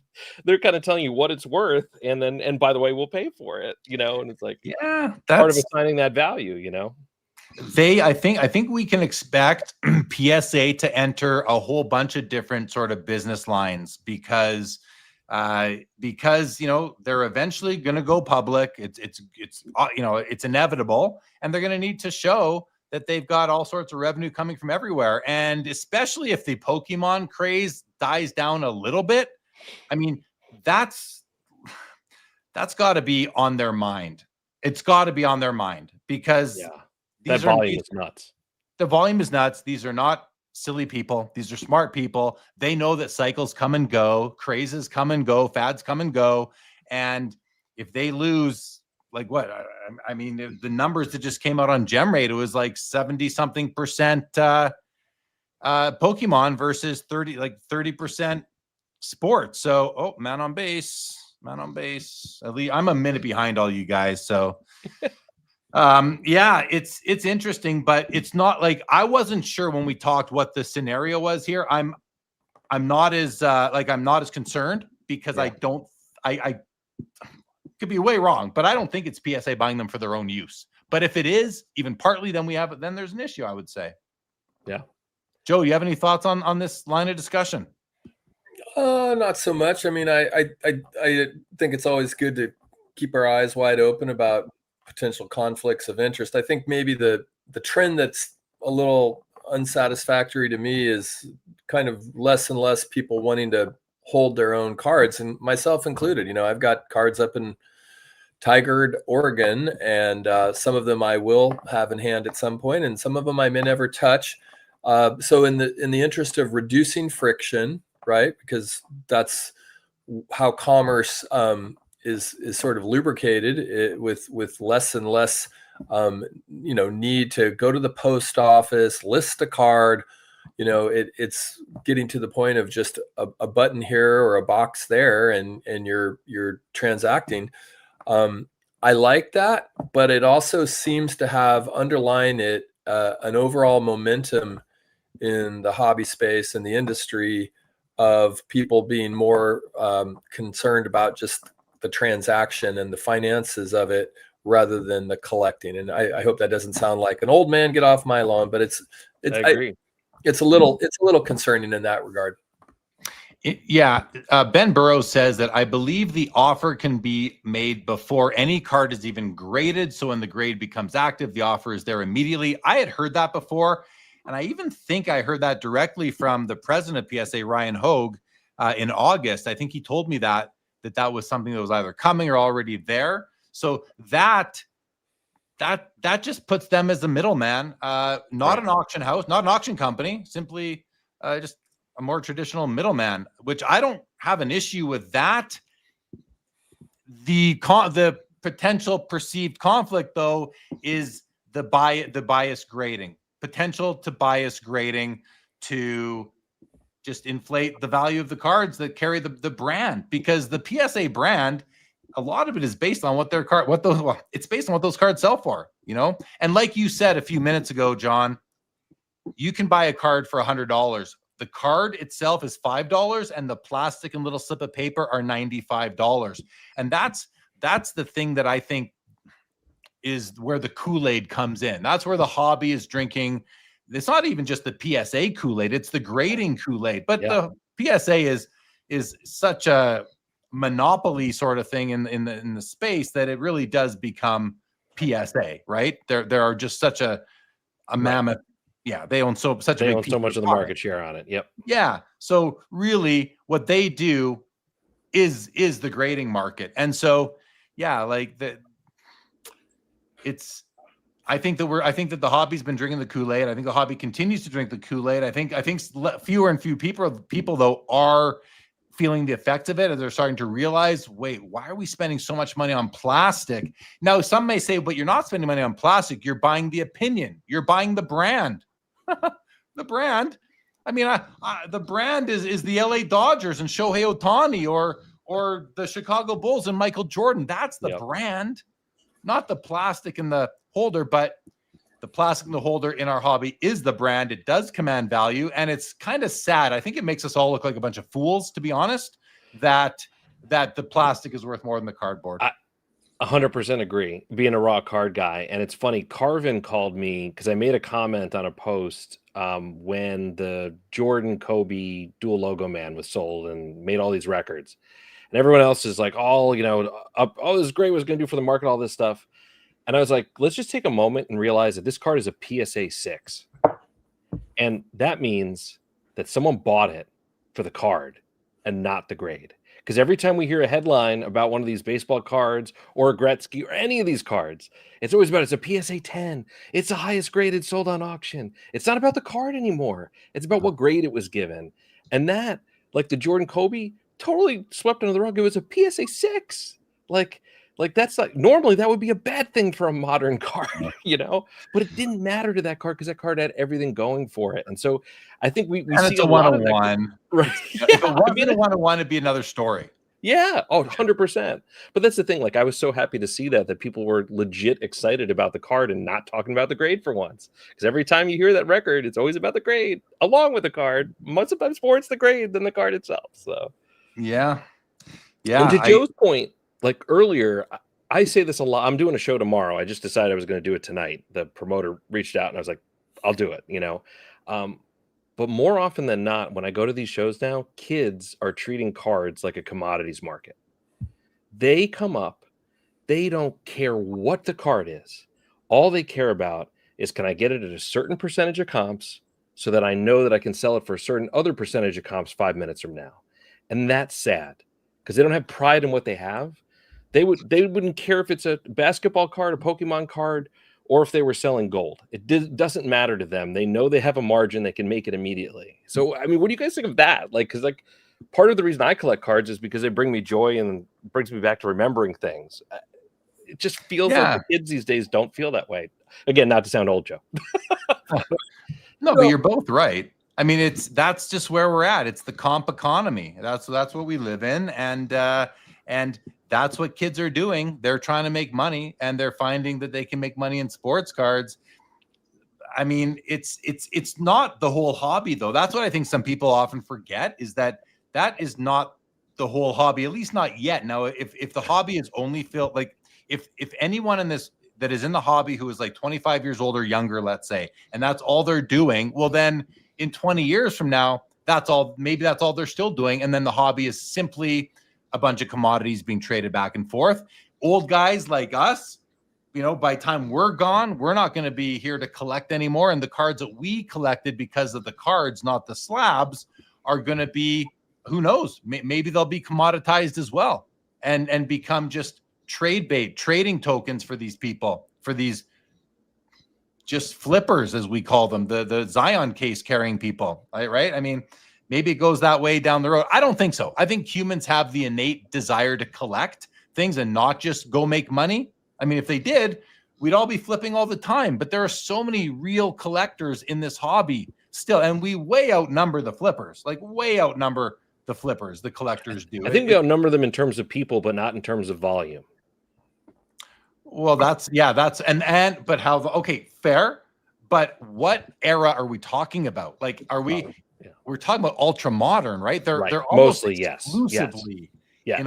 Like what, maybe 95% are ultra modern and 5% of these guys are dealing in vintage and even 90s stuff. I mean, some of them do, of course, but they're also the more mature of those kind of flippers who have got there. The young kids are dealing with, PSA 10 prisms and whatever else there is, the Topps flagship, these kind of chromes, these sorts of things, right? Does that kind of alleviate some of the concern?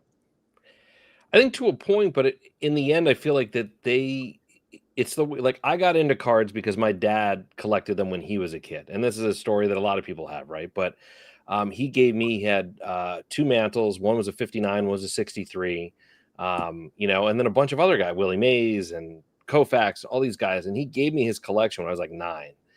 And I just thought it was so interesting. And the way he lit up talking about the different players and that brought back the memory of them was like, wow, this is really neat. And then I found out that they made basketball cards. And so that's when I started collecting them and realized I could link those memories to those too. I just feel like if it's too much in the direction, which is what I see a lot of these kids now, that they don't ask anything about the card, the player, any of that, just what's the last comp, and what percentage. And it's like, those are the 2 questions you hear at shows. And it's just like, I feel like that they don't have that chance to connect and understand. And then there's less of an audience for the cards moving forward as they get older, so that's my concern around that, mainly from the passion point. Like my son loves Pokemon cards, not because they're expensive now, because he likes playing the game. He likes collecting them. He could name pretty much all of the Pokemon. Like he went through, like he knew like all the first 800, like when he was younger. And so he's passionate about it. And I love seeing that kind of stuff. So I just feel like we might be losing some of that to the hyper focus on money for these kids. Yeah. Well, yeah, I have faith that while we have kids who are all about the money, we also have kids who actually do like to collect. And let's face it, I mean, some of them will, I think, convert to being collectors and actually appreciating these beautiful little pieces of cardboard that are connected to culture and everything that we love. I mean, sport, like you think about, like, the athletes are the heroes of the day. They are. And these big buildings that they build, these are the acropolises of the day, right? Yep. It's like it's unbelievable just how much money gets poured into sport. All you have to do is look at what Shohei Ohtani makes every month. Like it's just mind-boggling. So couple comments here quick. We did Ben's. Vintage here says offers are often very competitive. I took one recently. Why go through the hassle of selling if you'll net about the same? Yeah, exactly. Sounds like a great opportunity. Right. It's a facilitator of liquidity for their grading customers. It's actually brilliant. Yeah, it's a brilliant business play. And I don't think PSA cares if a few talking heads on YouTube are going to identify perceived conflicts of interest. I really don't think they care. Yeah. I think they care about bottom line, top line, bottom line, and IPO price. I think that's what they have. I think that's ultimately, that's what they have their eyes on right now. So, like Brad's Vintage says, I would rush to go public before the Pokemon cycle slows down. If I were what he's calling CU, it's not collectors. It's not Collectors Universe anymore. They dropped Universe. It's simply called Collectors now. For those of you that don't know, I know a lot of people still refer to them as CU or Collectors Universe, but that's not the case anymore. 35 Auburn says Collectors Universe, which is again still not right. PSA is the owner listed on a Power Packs business. It might not technically be PSA buying cards, but collectors is getting PSA product from somewhere. I mean, if they're buying it on the open market, just like buyback companies that do buybacks do, like Upper Deck, Panini, Topps, when they do buybacks, they're buying their own products on the open market and they're putting them back into packs. We don't come at them for that, but they're not also grading them. They're just buying them back. Yeah. That's the big distinction there, right? Because ultimately they control the pop, which is what a lot of people complained about during COVID when people were sending in Jordan rookies and going, well, this Jordan rookie would have been a 10 before, but it looks like they're giving it a 9 now because they don't want to have too many 10s. They're controlling the population. That was all the accusations that were around, which may have been unfounded. I don't know. Like I'm not in there. I don't know how they, but that's how a lot of people were feeling about it at the time. And so they do have that control, and they did change grading standards, right? Like less than a year ago. Yeah. So, I just saw Joe do a big exhale, so I don't know what just happened, but I know we got bases because I'm a minute behind. We got bases loaded, 1-1 where I'm at, 1 out, and now I'm seeing 1 and 2. So I still don't know what's going on here. Yeah, it's like having the World Series on. I'm only a little bit distracted right now, just a little distracted, everybody. I think I just saw a double play. So what are we going? We're going into the there it is, right? Not a double play. Not a double play, just the man got the man at home. Okay. Was he out? Yeah. He was out. They got Varsho at home. What a play. Oh no. That IKF guy. He was his foot went off the bag. His foot went off the plate. Can they replay this stuff? His back like foot is in the NBA? Oh, Can they challenge it? Back down. They should. This is interesting. Yeah, that is there, and then it comes back down. But I don't know if it's anyway. Well, wow, we're talking just a second. Bob Boozle says, I'm launching a company called Cards. That Jays, they won? They're saying they won. I'm seeing in the chat that they won. Come on. Come on. The call is out. I mean, this is like the closest you could be. Oh my gosh. Okay, timeout on the show, guys. We got to see. I got to see I'm watching the replay. I'm behind all you guys, so feel free to tell me if it's over, Joe, if you know before I do. But right, they have an overhead shot that looks like it hit at the exact same time. But they haven't finalized the call yet, have they? No, not on my TV. They have finalized the call? They've finalized the call. And the man is out. He's out. He's out. Okay. But there's still one more out. There's only 2 outs. So yeah, boys. We just need a base hit. Just need a base hit here. That was the closest you could be, though. Oh my God! No. Well, what? He's out. It's next inning. End of the 9th. I'm sorry. Oh, wow. A big hit by Clement. Oh, yeah. Wait till you see this. Oh, they jump over each other to catch it. He hurt his man. He doesn't care. Okay. Well, I mean, talk about how close you could be at this juncture. The home plate shot, that overhead shot, the 2 feet were on at the exact same time. I mean, like. This is wild. This if the Dodgers end up coming back, this was a brutal inning of so close. Okay. Nothing's happened yet, but we're going to the 10th. Game 7, 10th inning. Oh boy. Gosh, I wanted the game to end at 9. 9 innings would have been nice. They could have dropped that. That'd have been the series. Could have a millisecond slower to home plate. And it's a championship to Canada. Oh my gosh! Now we're getting into that pitching thing too. Like, how many live arms do you have? And how quickly do you move people in and out depending on. We had that 18 inning game. What was that? A week or 2 ago. Crazy stuff. Okay, so John, while we have a minute now, let's go to the other topic that you brought. I think we're good on the PSA thing because it's really It's sort of an issue, but not. I don't really see it as that serious of an issue right now, unless I'm missing something. I don't see it as that big of an issue as long as it's not them buying them. And even if it is them buying them, I don't think they care that Right. some voices in the hobby see it as a conflict of interest. I don't think they care. But then there's the other one, which is just where the hobby is at. Many of us own cards that have gone up in value recently. And at what point do you just kind of like, regardless of how serious of a collector you are, wherever you fall in that collector investor continuum, when are you like, have you yourself, John, thought about selling cards that you never thought you'd sell before because their values got to be higher than you ever thought they'd be?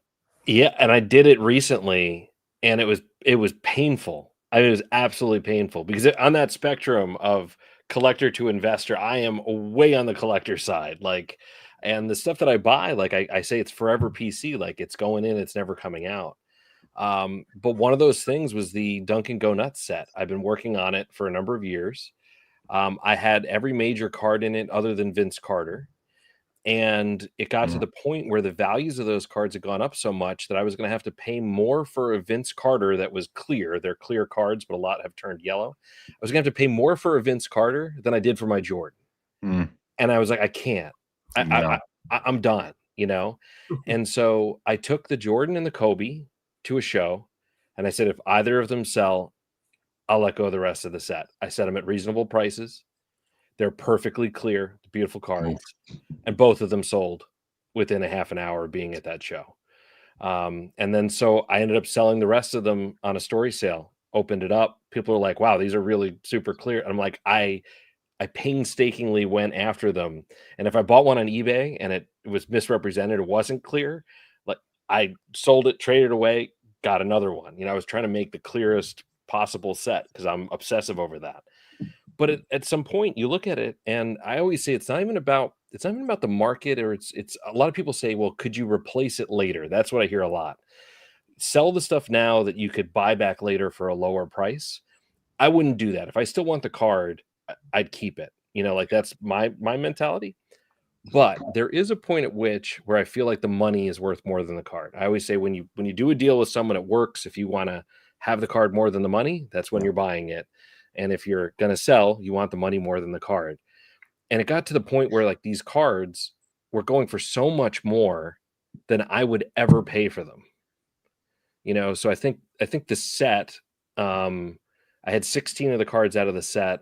I got like about $17,000 for the 16 I had, which is a lot, you know, considering, you know, beyond the Jordan and the Kobe, there's not a ton of value there. Like they're $500 cards and things like that. But I said to myself, I never would pay that for them. So why it's gotten to be too much, you know? That conundrum right there haunts me in the hobby. That's probably the one thing that haunts me the most is I've got all my cards. I don't want to sell any of the cards in my PC right now. I have no PC cards for sale. I'm about to go to the Toronto Expo in 3 or 4 days, and I'm not going like I have done for years and years. I go through my PC before a card show to see what am I willing to let go, you know, and, you know, a couple cards always end up kind of getting cut. Nothing's getting cut this time. And it's maybe because I went through a big consolidation play for that Joe Jackson Earlier, where I just went through a major cut where I can't cut anything else. So I have all these cards now that I'm left with. Don't want to sell anything, but so many of them, John, I wouldn't pay current prices for them. So then why aren't I selling them? You know, that's the dilemma. That's the conundrum. I've talked about this a lot. We've talked about it on the show sporadically. Joe's probably heard me talk about this or talked about it with me. I don't know how to address it. Hey, let's just bring Chris on. He just popped in. We'll add Chris. Yeah, we got Chris on. There he is. Hello. Good evening. Good evening. I was going to say, is he going to wear the sweatshirt? He's wearing it. He's wearing the same one I have. Such a nice green. Such a. I knew he was going to do it. It's not. Sorry, it's not. Oh man, it would have been great. It's not a generic North. It's a North Face. Oh, okay. Yep. But it's a card ladder imposter hoodie because it looks like one from here. It is an imposter. Christina wanted me to let you guys know that she's just not giving out hoodies, gentlemen. So you guys are out of luck. And All right, well, We feel the love. We feel. you got to go to the national. You got to go to the national to get the swag, right? Christina also wants you guys to know it's totally her fault, not on me. Nothing. Yep. I have no blame in this. But Panini has WNBA. She did let us know that, so that's contributing something. So let's talk about this conundrum. Even Dan the Card Man says collector's conundrum right there. Yes. Dan says, Jeremy, you have to be sure you want to let it go because you can't buy it back. So true. Right. You because not only you can't, well, you might be able to, but you're not gonna. You're probably just not gonna buy it back at that point. And I see that with some of the cards that I've let go over the last couple of Platinum Portraits, Michael Jordan, the original. I let it go. Well, it's only gone up since I sold it, so it's not like I buy it back now anyway. But that is the conundrum. I own these cards. I don't want to sell them, but I wouldn't buy them with the money in the bank either. So, do you have an explanation for that, John? Or anything you want to add to that talking point? And then we'll go to Joe and Chris on it. Yeah, I mean, it's just what you just said, Jeremy, a minute ago, though, about how you wouldn't pay today's prices for it. So if you sold it today at today's prices, you don't want to pay anywhere near that anyway to get it back. Like that price doesn't change in your mind. And this is the problem that I think I have overall in collecting. And I know Chris has got to be there too with the stuff that you have as well. When you remember what you were paying back in the day and how you valued things and the line you kind of set for yourself when you went to shows, you wanted to buy something in this case, you wanted to get a Jordan autograph. Okay, cool. Here's my range. Stuff gets so far out of that zone that it becomes uncomfortable. Like you feel like you're doing something wrong because you lived in the world where they cost a certain amount and now they don't. And yes, if you can sell a bunch of your other stuff for high prices and then put that into the new high price of the thing you want, it feels a lot better. It feels like you traded for it. And then you're kind of going horizontally there. And that's kind of how I do it, at this point. Like those are the few things I get rid of. It's usually to get something else horizontally. But it is really difficult to rationalize spending the types of money today when I have stuff like the stuff I'm trying to buy that I paid nowhere near this. Yeah, I mean, what do you think, Chris? I mean, that I just quickly say, John, that's another sort of thing too. You're working on something, you're working on a set or a checklist or a flight, and you've been working on it for a while, and you were used to paying 2017 prices, and now another card comes up here 8 years later and it's 10x the price. You're like, just like you didn't want to buy the Vince Carter after more than the Jordan. Right. So yeah, it's a tough situation to be in. Depends how much you want to complete the set at that time. But I'll shut up. Let's go to Chris. Yeah, John is exactly right. I certainly am anchored to prices I paid on stuff from 7, 8, 9 years ago. Made it hard to continue collecting Michael Jordan, for example, during the pandemic and the time after. But we constantly reinvent ourselves. We find other lanes, and something that's interesting is like when we do go into a different lane that's new, and we sort of aren't tethered to our previous expectations of price. It can kind of reset everything. And then, it took me a few years, but I eventually did go back into Michael Jordan and start saying, well, if I was paying this for a Jokic card, maybe I can adjust my expectations for a Michael Jordan card should go for. Yeah. How about you, Joe? Where do you fall on this collector's conundrum? Well, the illustrative case study for me is Curry. I was collecting in the 11s, 12s, 13s when Curry's, tops cards. And it didn't appeal to me. I got I got into some mem national treasures, not the big ones, but like the smaller jerseys. First I got a rookie mem, dual mem. I got a second and third year national treasures. But anyway, I guess, yeah, it is hard once the boat has sailed in terms of that price to kind of stomach your capacity to, oh, well, now so like, if anything, I might get a PSA 7 paper Curry card at some point just to have, but I just can't imagine paying that price. And in terms of like selling, I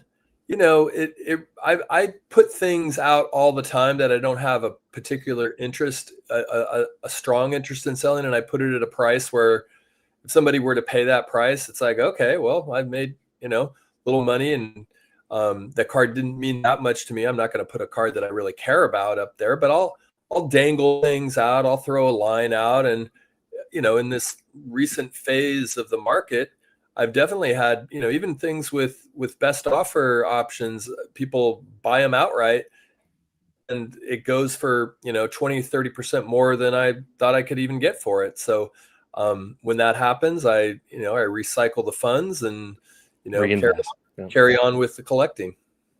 Love it. Yeah, it makes sense. I mean, there's some people in this hobby, though, that's not about recycling funds. Like there's lots of funds available. A lot of people don't need to sell cards to buy cards. And that's, I think, that's a whole different mindset than when you do need to sell. Like Adam Gray talks a lot about every card comes from card money. Every new card comes from card money. So he's not putting any new money into the hobby. And it's very restrictive, of course. Did the run just score? No. Another force out at home. Boy, this is a boring baseball game. Jeremy, I did that actually during COVID, where every cent had to come from other cards that I was selling back in. It was probably the worst timing for that, because it would have been better if I was buying early on than sticking. But it was like 2019. I had decided that I wasn't going to put any more money in. I had enough cards that if I wanted to change the cards I had, that would be fine, but I didn't need to buy more. Yeah. Well, I think we've all got periods in our past where we wish we would have sold more and we wish we would have bought more for the purpose of not having to pay today's prices for cards we could have bought back then. And of course, cards we sold, getting more money, or cards we sold later, we would have got more money for earlier, of course. Couple of comments from the crowd. Brad's Vintage says, I cannot let a card go until I replace it. I have some PSA 9s from the 60s, but I have to find the right... What? They got them out? Oh, they scored. Have to wait and see. They scored. There's the hit. They got it. They got him. Okay. Whew. Okay, bottom of the 10th to win. Oh my God, to win one run. I'm nowhere near a baseball historian, but we're in the bottom of the 10th of Game 7 in a series that has had a different game go 17 or 18 innings. It's phenomenal. I have no rooting interest in this at all, and I'm enthralled. Right. I'm in the same boat. This is unbelievable. This is North America right now, I think, Chris. I think so. This is unbelievable, man. I will remember this. And here we are hanging out on Sports Cards Live in the chat on the screen. We're having fun. This is the most memorable, like, extracurricular information of filter into one of my Sports Cards Live appearances since the Luka Doncic trade, which literally the news broke as we were on the show. That's true. All right, back to Brad's comment here. I cannot let a card go until I replace it. I have some PSA 9s from the 60s, but have to find the right 8 or 7 before I let them go. Cannot bring myself to add a card to my want list I already have. Yeah. You can't bring yourself to add a card to your want list that you already have. That's fair. Yeah, you don't want doubles, I guess, is what that's saying. Brett Miles says, I'm still coming to terms with the perceived, in my eyes, 4 and 5x prices on cards for my PC. Just can't do it. And then in that case, you just have to move to other cards. And I can tell you, I've recently discovered a plethora of amazing cards to collect. Pacific, a lot of Pacific cards from the early 2000s, late 90s. Hockey, a lot of Topps cards from that era as well. Just some stunning cards that you just don't see cards like this anymore. They're not making them like they used to. Technology apparently has has advanced in the last 25 years. I'm not seeing, and this is not a knock against the innovation that Upper Deck has been doing in hockey, because I like what they've been doing. But there are some materials there, and I also think it's a function of I think it's a function of the royalties probably being higher than they used to be, because the budgets to produce the sets, I don't think may have been what they were in the past. Because you look at some of these old cards, maybe supply costs have gone up, everything's gone up, we know that. But oh my gosh, are there some amazing cards from those eras, and they do not break the bank. I showed one on Instagram the other day, $25. An absolutely stunning. Do I have it out here? I don't. It's in I put it back in the binder. But an absolutely stunning Yager card that looks like it could be where it looks like the most valuable gold card on the planet. You know, if it wasn't, I think it's out of 480. If it was out of 1 or 10, it would be $1,000 card. But there's 480 of them, so it's not as desirable, or it's just not as scarce, let's say. So it's $25 was the highest comp I saw on Card Ladder. There were several under $10. Point being, to Brett's comment and to everyone who feels like they're priced out of the hobby, only if you let yourself get priced out. Yeah. You can. Hey, look, Kobe Bryant became too expensive for me. I moved to Thomas Bryant, so I'm I get a lot more Thomas Bryants for my money. I'm telling you. How's that working out for you, John? It's actually been great. It's actually been a lot of fun, but. Brett Miles, he continues, he says, couldn't imagine what my collecting journey would be like if I just got into the hobby 3, 4, or 5 years ago. Grateful for the decades of experience, enjoyment I've had, leaning on that a lot. And then the other thing I'll say to Brett and everyone else is, in that case, enjoy what you have. We often say that we don't enjoy our cards enough. Play with your cards. You know, don't throw them against walls and stuff like that. Don't put them in your bike spokes, unless you want to. What's that? Don't put them in bike spokes. Unless you want it, unless you really, really want to, you know, like I gave out cards for Halloween last night. You know, I'm not giving out $20 cards. I'm giving out base cards for the most part.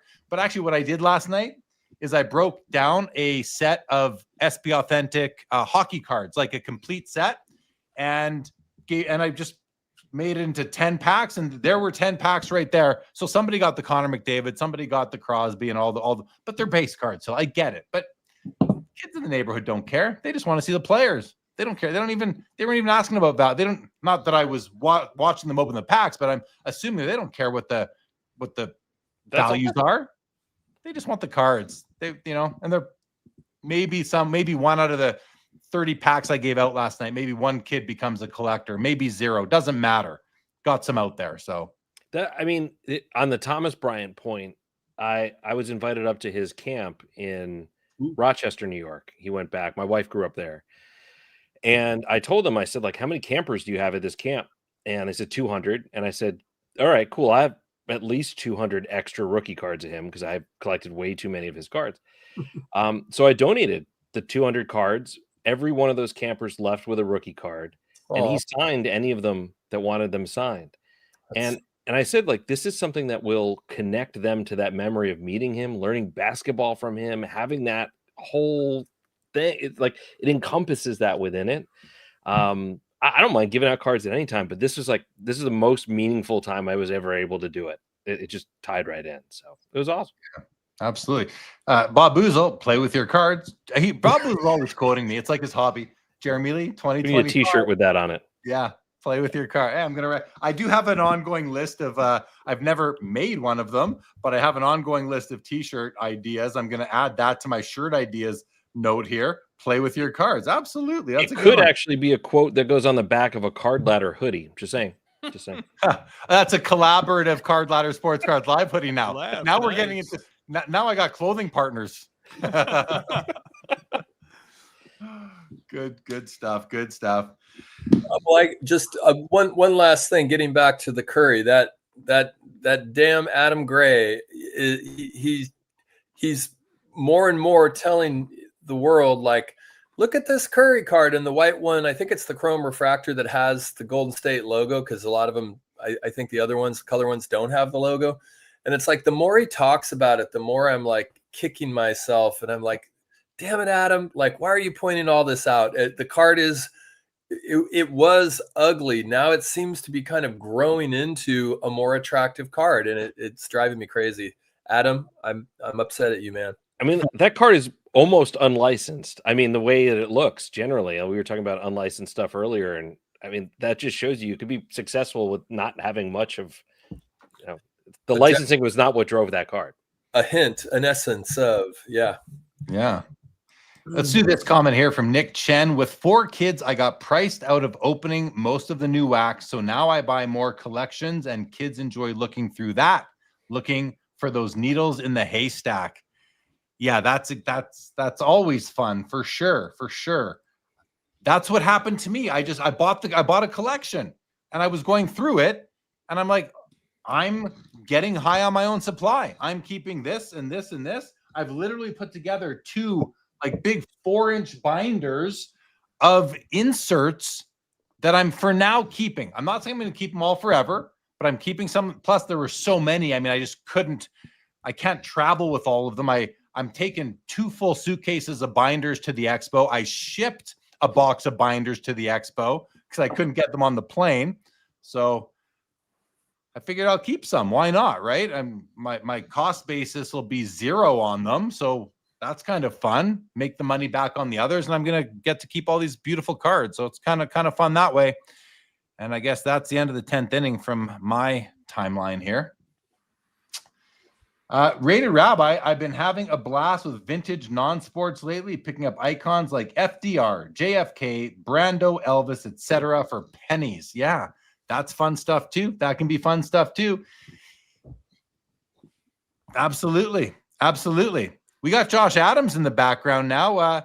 Let's bring him on. We're just making this a party. John, Joe, I know you guys had like start and finish times. You stay on as long as you want. If you want to go, just let me know. Or just leave. I mean, no one's ever just popped off. You can at least announce it. But let's bring on. There he is. Hi, Josh. Welcome. What's up?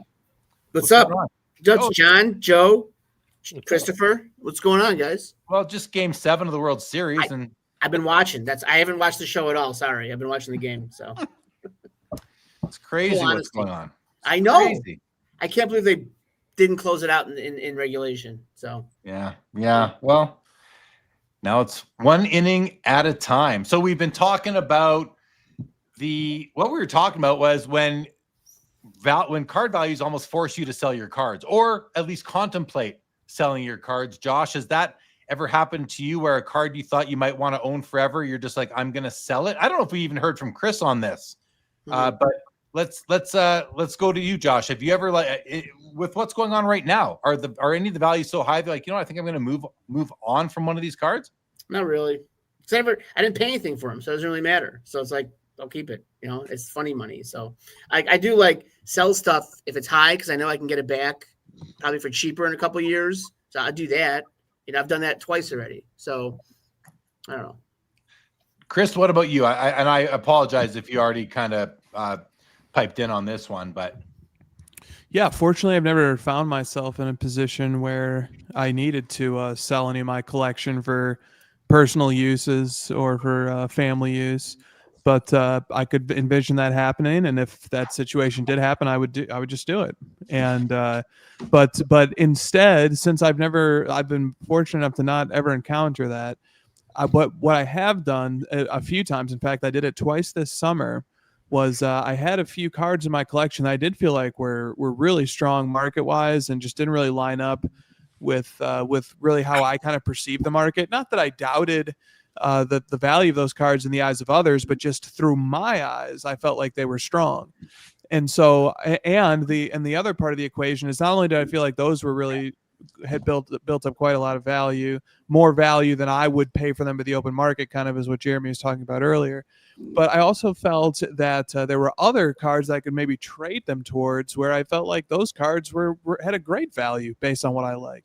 So I did 2 big trades this summer that literally did exactly that. So basically I just converted one part of my collection into a new wing of my collection, sort of based on how my collecting preferences have evolved. Now, having said that, I did an episode with Iowa Dave a few months ago, and we sort of talked about a similar topic. And I wonder what you guys say about this topic, what your reactions would be to this. Dave and I were kind of talking about this, talking about how collections evolve. And I sort of made the point, and I still believe this, I still practice this, that I try to keep something of all the different epochs of my collecting voyage. So like I started with Michael Jordan, parallels and inserts from the 90s. That was like kind of my first big collecting venture. And then I went to Luka, and then I went to Jokic and Levy and Bell and McCaffrey and Mahomes, and now back to Jordan stuff. But I've kept, like, I haven't kept everything from each of those eras, but I kept some of it. Even if I wouldn't get it today, I kept some of it. And it sort of like preserves that. It freezes in time. It preserves that part of my collector brain and how it was thinking at that moment. And so I kind of have a time capsule of all the different styles and approaches that I have taken to collecting over the last 9 or 10 years. And so I wonder what you guys think about that. If you move on from something, if your collecting evolves, if your preferences evolve, do you just say, okay, the old stuff, that's what I like then. I like new stuff now, so I'm going to swap out? Or do you do something where you you say, I'm going to keep some, I'm going to keep a little piece of this, I'm going to preserve this little piece of my collecting adventure? Yeah, it's a great scenario. For me, Chris, I have moved on from things and not gone back to them. But I think about that when I move on from things now. I think to myself, am I ever going to want to go back and reacquire even a piece of something like that? If I had collected a set and I'm like, you know what, I don't need the set anymore, I'm going to let the set go. Do I want to maybe in the future reacquire one of those pieces? Then maybe and if I think I might, well, maybe I'll keep one as a memento of that project during the life of my hobby career. But that's just me. Let's go around the horn. Let's go Joe, John, Josh. Yeah, I'm so all over the place to begin with. It may not always be the case that I even really have a representation more than just an episodic card here and a card there. But definitely, like, through the years, to some degree, I'd like to preserve some kind of legacy of a moment where maybe I was, opening packs in the early 2000s, and I have some, Fleer Sensations or Fleer Focus, and it's a Jermaine O'Neal card numbered. It's like nobody even really wants it, but I keep it and I kind of like it. So if things have monetary value from like deep in my history of collecting, I occasionally just cash it out if it, but sometimes it is fun just to hold on to it, hold on to something for that nostalgia. Your own hobby nostalgia. Yeah, exactly. John, what about you? 100% agree. I haven't gotten rid of much ever.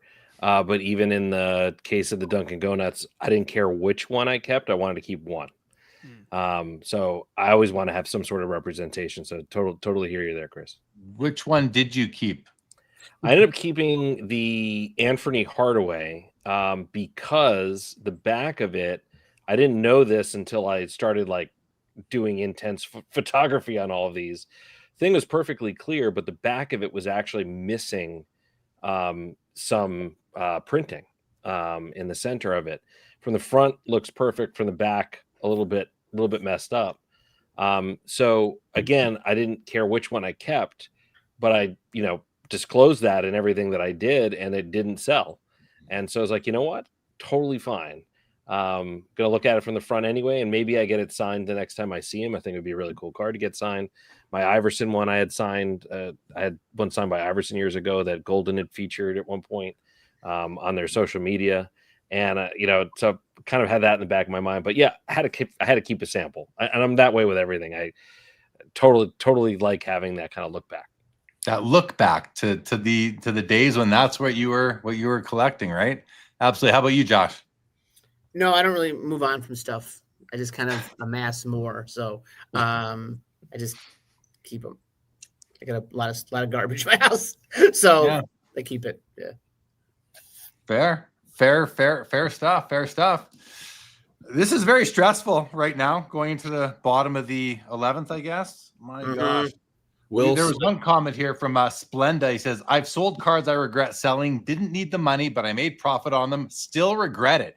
It's funny. A lot of people don't want to admit that they still regret it. They will say, I made profit. It's, it's always good to take profits. Whenever we hear someone say it's always good to take profits, that's kind of like, yeah, but it's better to take more profits, isn't it?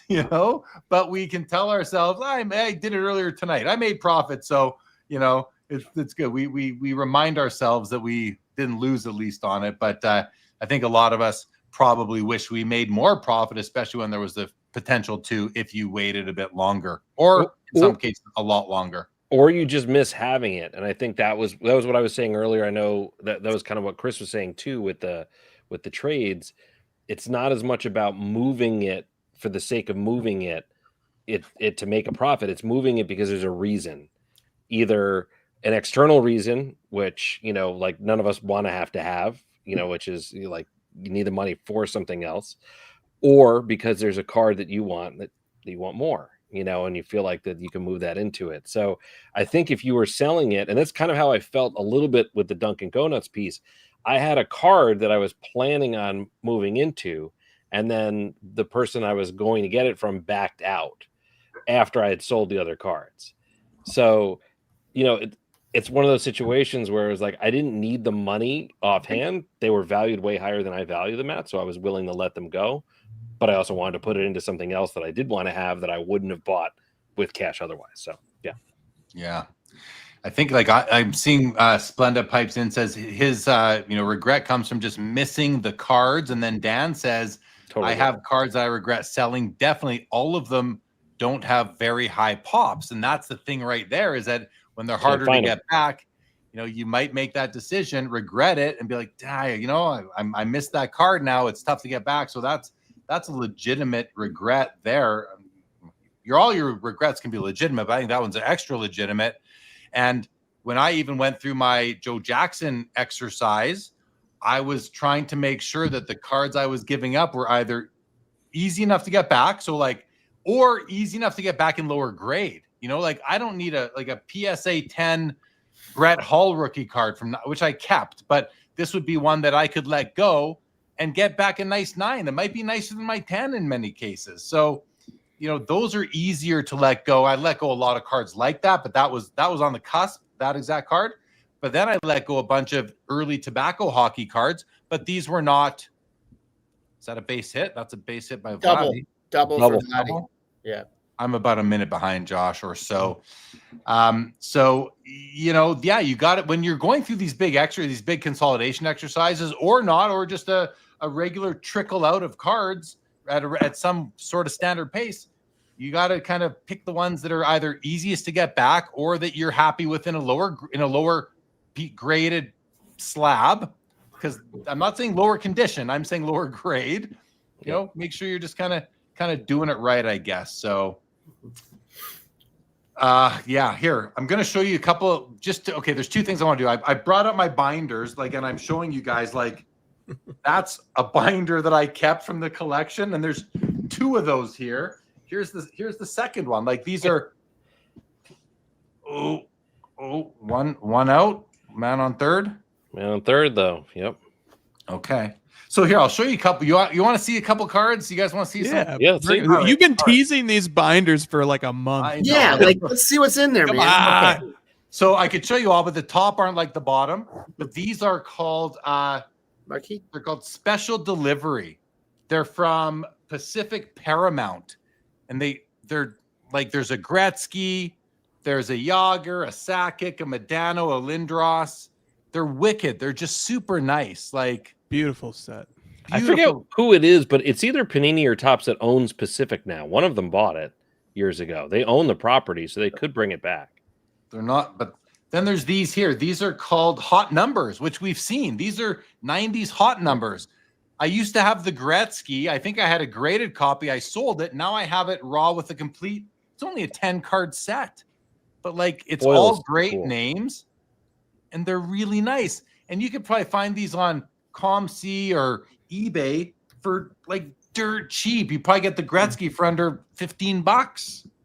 How about these? There's just 2 in this page, but I'll pull out the Brett Hull. Pacific Reflections from, I think, just Flagship Pacific. I mean, look at that. That's nuts. That's acetate. Awesome card. And their die cut is on even the back. Like there's a ridge there. It's die cut on the back.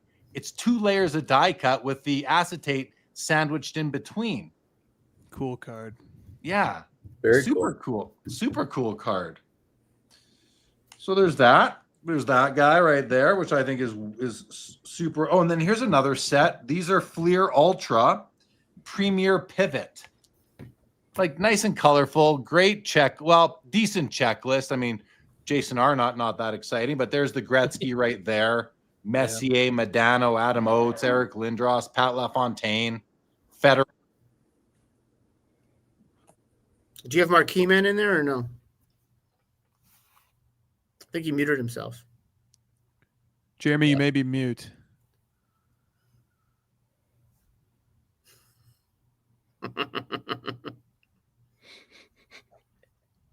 We still can't hear you. Can't hear a word you're saying, buddy. Hello, hello. There we Oh, go. there we go. I was going to say, Chris knows how sensitive this microphone is. Oh, yeah. Mute myself all the time. There's that Jagger that I showed on Instagram. Pinnacle B, the second year of Pinnacle B, which was pretty cool. That's awesome. I mean, like I could go through this whole binder, I suppose. I bore a bunch of you. It's all hockey. I don't know how many of you are interested in that, but well, you'll appreciate these then. These are the Topps Mystery Finest. Oh, yeah. Oh, nice. And these aren't complete sets, but I've got like the bronze, the silvers, some of the golds, including I think this is the gold, and there's the Gretzky right there. Nice. Those are I pretty always cool. loved mystery because it was that added you're opening a pack to discover something inside, and then once you're already inside, you got to peel something to discover something else. Right. Double layered. How about these? Check out these beauties, you guys. One out, first and third. These are like these. This is Pinnacle. These are called gamers. Look at the foil on the. Oh, what happened? Is it over? Game Double over? play. Yeah, double play. Let me just watch the end of the game here. Yeah. Oh, Kirk again, huh? Yeah, meatball. The bat just cracked. Congrats, LA Dodgers. Congrats to the LA Dodgers. Well, I mean, I'm a Mookie fan, so I'm glad Mookie won. Congrats to the Dodgers. What can you say? It's too bad for the Jays in Toronto. That was so close. Sad. Very sad. I still can't get over the home plate. Right? To call it home? 2 feet, same exact time. Like, it's crazy. Oh, so close. So close. What a series. What a series. I mean, is it good for the hobby that Shohei wins the World Series? Probably. Yeah. Yep, probably. I'm excited that one person is going to be very upset about it, so I'm very happy about that. Jeremy and Chris know what I'm talking about. Well, that's sad for the Blue Jays and the country of Canada, but well, yeah, is what it is. Congrats to the Dodgers. Hell of a game. Hell of a game. So back to the cards then. The gamers. Yes. These are pretty cool. And this is actually like it's a 2-sheet set. It's 18 cards. And the back. Look at the backs of these. Look at the backs. The backs could be fronts. That's so cool. You just don't see this anymore. And different images of the players. You don't see different pictures of you. Now you see the same picture repurposed more than one time on a card to make it seem like there's more than one card of them, more than one picture. What else can I show you guys? I always say that about parallels. Especially one of ones. I always felt like if you're going to make a true one of one card, it should have its own picture. Like that's an interesting take. I don't disagree. You know, with like not just a different colored foil or whatever. Like make that totally unique so that nobody else has anything close to it. Like that's what I would love to see. Yeah. I like that idea. These are Crown Royal. I don't know what they're called. What does Joe got? You got a competition going. Joe's got pages too. What were you showing? Well, they're not coming out too well because of this darn The screen. green screen. But, just some 70s A's stuff here. It just appeared into the Just same. the beach. Just the beach. Got some 75s. Dylan would like that. Got some 76s. This is like from when I collected as a kid, so kind of cool to have them in a binder. Nothing crazy. Well, these are, I don't know what they're called. Actually, I can tell you, because the way Pacific did it is they had very little writing. This is called International Glory. And they don't look like much from here, but it's foil in the name, in the players. Look at that.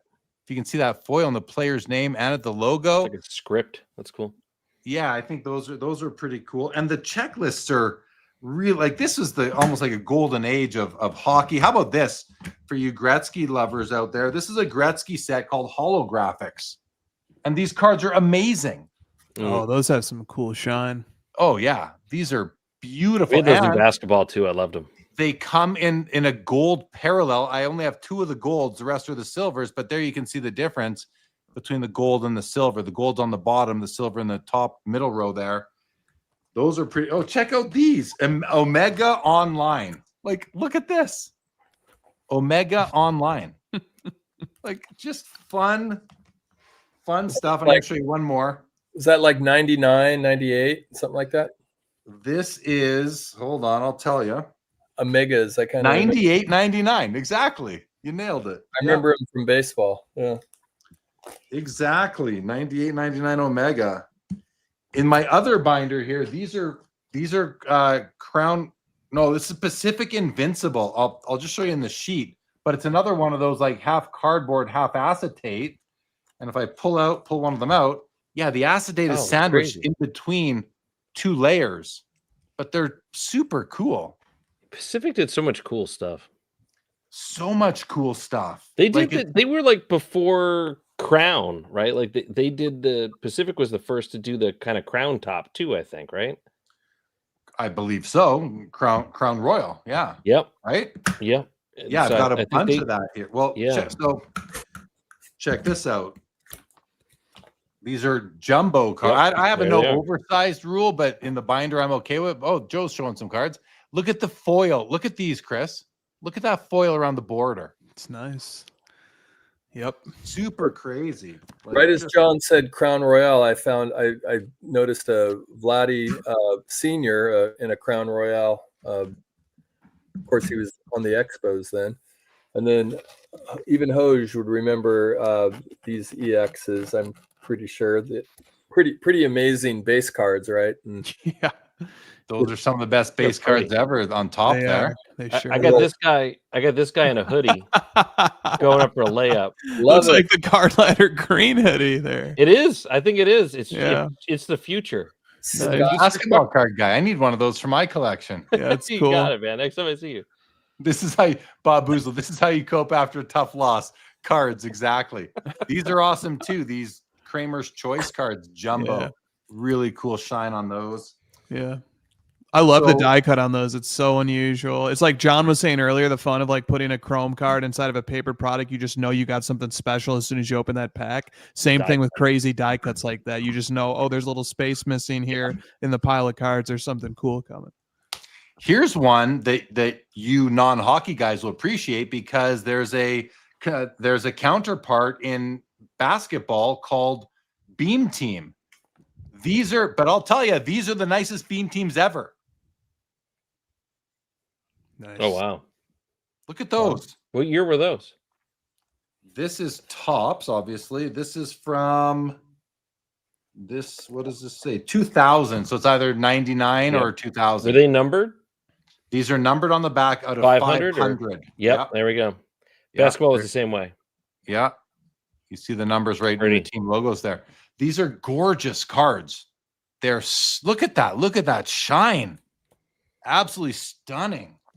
I love these. When I was My going through the favorite collection- year of Beam Team was when they combined. It might have been 98. It is when they combined the laser cutting face with the card. So they laser cut the beam and the team, I think they just reprinted this without doing the laser cuts in a baseball product recently, but I have one in the case. I don't think the case is unlocked, but but I love those. I love a lot of the Beam teams. They're one of my favorite sets that was recurring. They change the design every year, but it was always kind of cool. Great. It's great when they change the design. Mm-hmm. Joe's showing a 98 base card. Yeah, well, I'm throwing this up because it actually might have some relevance to some of the stuff Hoj is up to. This is a 98. Yeah, that's the 98 upper deck design. It's fantastic. I love that design. Yeah, and so this is just a good old base Tony Gwynn, but it's interesting. Yeah, I don't know if you guys have been following Hoj's research project or PhD dissertation. Drop number 26 was one of the most sort of amazingly complete, encyclopedic, mathematically genius with the 0.23s, the 0.45s. I don't know if it was a 0.72 for the 72 win season or what, but it all made sense. And I learned a hell of a lot. If you haven't listened to that, Hoj sort of does a deep dive into what the corollaries are between sort of true value from a financial standpoint versus rarity, just on its most pure form. So I would highly recommend you all check that out, specifically to that 98, 99 upper deck set. For the most part, there's other stuff going on, but a lot of it had to do with that. Hoj, did I butcher that, or is that That's great? It's great. There's also the golds out of like 25 from that, or 100 or something, Chris. I was talking about them on a recent Fanatics weekly show. Yep. And they're beautiful too. And I was even thinking maybe I'll grab one just to get a piece of the Hoj project, like that 98 upper deck set has bronzes out of 100 and it has golds out of 1. And there are some really cool hockey 98 upper deck golds out of 1 on eBay they're dirt cheap. The gold 101s are dirt cheap. And I just think that's a really beautiful looking set. So I don't know what in basketball, it's the first time Upper Deck ever put 101s in a base set was 98, 99. So I don't know if that's the same in hockey. I would bet it is. Probably. But, that's pretty cool if that's the first Upper Deck 101s and they're gold 101s too. And I know there's some on eBay because they come up in my saved searches. Wow. If they're cheap, they must not be very good players though. Or yeah, I didn't know who the guys were, but that doesn't necessarily mean anything. Check out some gold bullion. Like, look at these. This is tops, but these are also beautiful. That's gorgeous. Yeah, they're so nice. What issue was that? This is, I think it's just Topps gold label. Topps gold label. Yeah, the gold labels in basketball. I was pulling out some of my. Speaking of Kobe's, like I had a few gold label Kobe's, and the base card looked like a refractor pretty much. And I was like, maybe this has gone way up, and it's like, no, it's still just like an $8 card, but it's a fantastic base card. This is 1997-98 Lamplighters. Like, just that's cool. I like that. They're just cool. They're just. I guess I'm missing a couple in this set because I have two, but I have the Gretzky is in the top middle right there. I mean, there's the Beam team. Is that there's the Beam team I was talking about. But like his face is done straight through it, like you can see in this section here. Yeah, they actually laser cut his face into it. Oh, a second face of his. Yeah. Neat. Oh, I see it now. Yeah, at the top of the ball there, sort of. Yep. Above the ball in his hand. Yeah. And it's cut through the top here too. Yeah, that's where I'm looking. Yeah. Yeah. So it's like it's the top and the bottom are both cut out, and then actually you might even be able to see it better from the back. Yeah, there you go. And then his face is done there too. So hey, Brad says those Lamplighters are awesome. I'm curious, Brad, have you seen them before? Like, that's what I want to know. Is this the first time seeing them? Because I don't remember ever seeing them before. Back in the day. How about these guys? Like, I don't know, top hats, hat tricks maybe. These are like, what are these called? Because they're die cut in the shape of hats. They're called hat tricks. That makes sense. See, this is why like there's some ultra modern collectors who wonder why us like 90s aficionados like die cut cards. This is why these die cut cards are fantastic. Well, okay, I skipped this, but since you make that, I'll go back to this set here, Chris, and show you these. These are awesome too. I've had the Gretzky in my collection for a long time, but these are from Pacific Crown Royal, and they are called Blades of Steel. That is awesome. That is you like your shoe awesome because you guys like your shoe cards in basketball, right? Well, how about skate cards in hockey? Yeah, it's got a foil and it's cut. It's sick. Yeah, it's the mixed media too that Jeremy's pointing out each time. That's amazing. Like the fact that they're not just using card stock. You know, they got plastic in there. They're sandwiching it. Like it's so cool. So cool. This is what I mean when I say we're seeing different sort of thing. Again, I'm not trying to poo-poo on Upper Deck and what they're doing because I love a ton of their designs. But I think what you just said, John, is astute that we're seeing just so much interesting usage of foil and plastic that we don't often see. Like, look at here's another crazy one. The shield is plastic. I forget what they call the helmet and the face mask or whatever.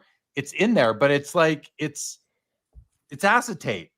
Like those are hilarious. So cool. It's really cool.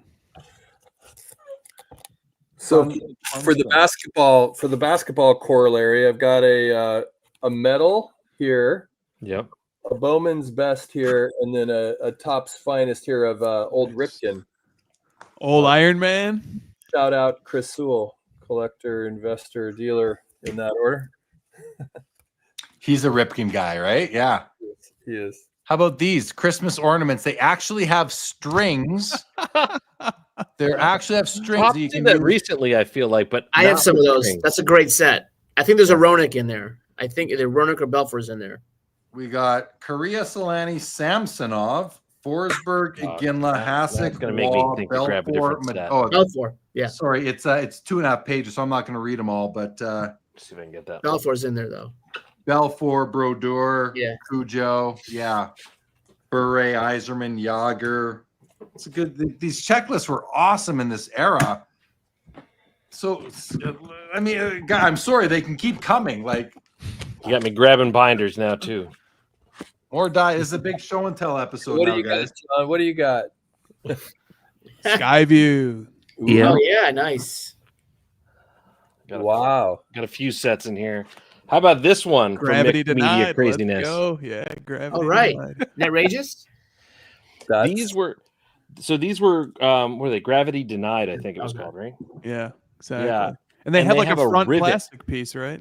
Yeah, they have a plastic piece and then like an actual black rivet that holds it in so you can slide it away. Yep. But I made the whole set of those. Then you had the Fusion. Oh, love those. Yeah. So they come together. Sick die cuts. Yep. Yep. And then you can place them together. Then you got the plastic cards. Then it's just into base refractor, atomic refractor stuff. But I keep all this stuff in binders. I mean, there's a Jordan Atomic and a Kobe Atomic in here. There's the Bowman's Best Atomics. Yeah. Yeah, but I like them because I can see the whole set at once. Yeah. So I haven't put them in mags and stuff. It's easier to keep it as a set and be able to look at it. Binders are fun. Speaking of cards that go together, these are like two teammates that go together to make the logo in the middle. Oh yeah. Right? Like and the guy, like I've got. What are those called? Great question. Let's find out. Those remind me of the triumvirates in basketball. Yeah. They're called Team Player Styrotechs. Okay. They're out of Aurora, 2001 Aurora. Nice. And Joe, is this what you were talking about earlier? Yeah. Yeah. Yep. Oh yeah. I had it sitting here. Is that 98 or 97, 98? Yeah. Yep. 98, 99, I think. Yep. I wonder if they have some low number parallels on those gold finest because, like I said, they already look like the hit. The gold label, they had black label and they had a red label one. The red one was serial numbered. The black label one was not, but the black label one is worth like 5 times as much as the regular. Wow. Check these out. We like gold in the hobby. Look at these. Oh yeah. Like there's a lot going on there, but That's let's see what these Is that are that's called. Upper Deck? No, the Pacific. They're called Pacific. I was gonna say it looked like a Pacific kind of deal. Yeah, but Kings of the NHL from Pacific Dynagon is the brand that those came out of. Yeah, Pacific needs to come Dynagon back was more. rehashed by Panini very recently. So, John, it must be Panini that owns the Pacific IP. Yep. There you go. So Which makes what sense I'm for Crown too. Yeah, exactly. what I'm showing you are just are like literally these are 2 binders out of 30. Awesome. Oh my God. Now That's awesome. It's I've just kept fun to some of look my at. favorite things, right? I'm keeping some of the stuff that I really like, but there was a point where I was going through them and I'm like, I can't keep everything. So I had, it's like some of them are going to be with me at Expo just for player collectors to pick through. How was this collection initially put together? Was this put together in the era of eBay, or did somebody put this together just by ripping packs before eBay, doing trades and deals at the local shop? How did they put this together? It was by opening product and going to local card shows, and with this guy had like a scribbler filled. Remember scribblers? Like a notepad filled with all of his want lists. I used to see him at the show, and we call him the Baron. I'd be Baron. How's it going? Like this guy, I've known this guy for years, and he was a super nice guy. He was just done, and he just built them like literally 1 card at a time, but a lot of breaking back in the day.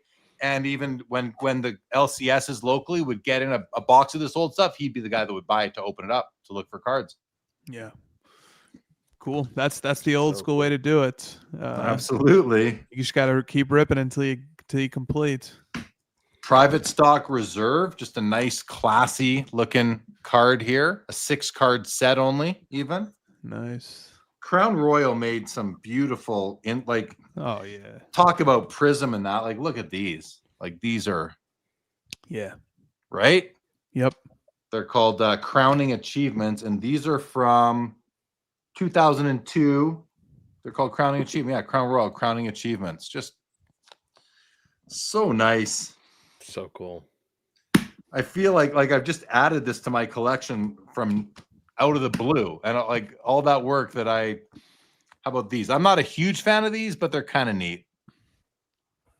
And like some of them are super die cut, right? Yeah, that's cool. I couldn't tell at first when it was further back. Yeah.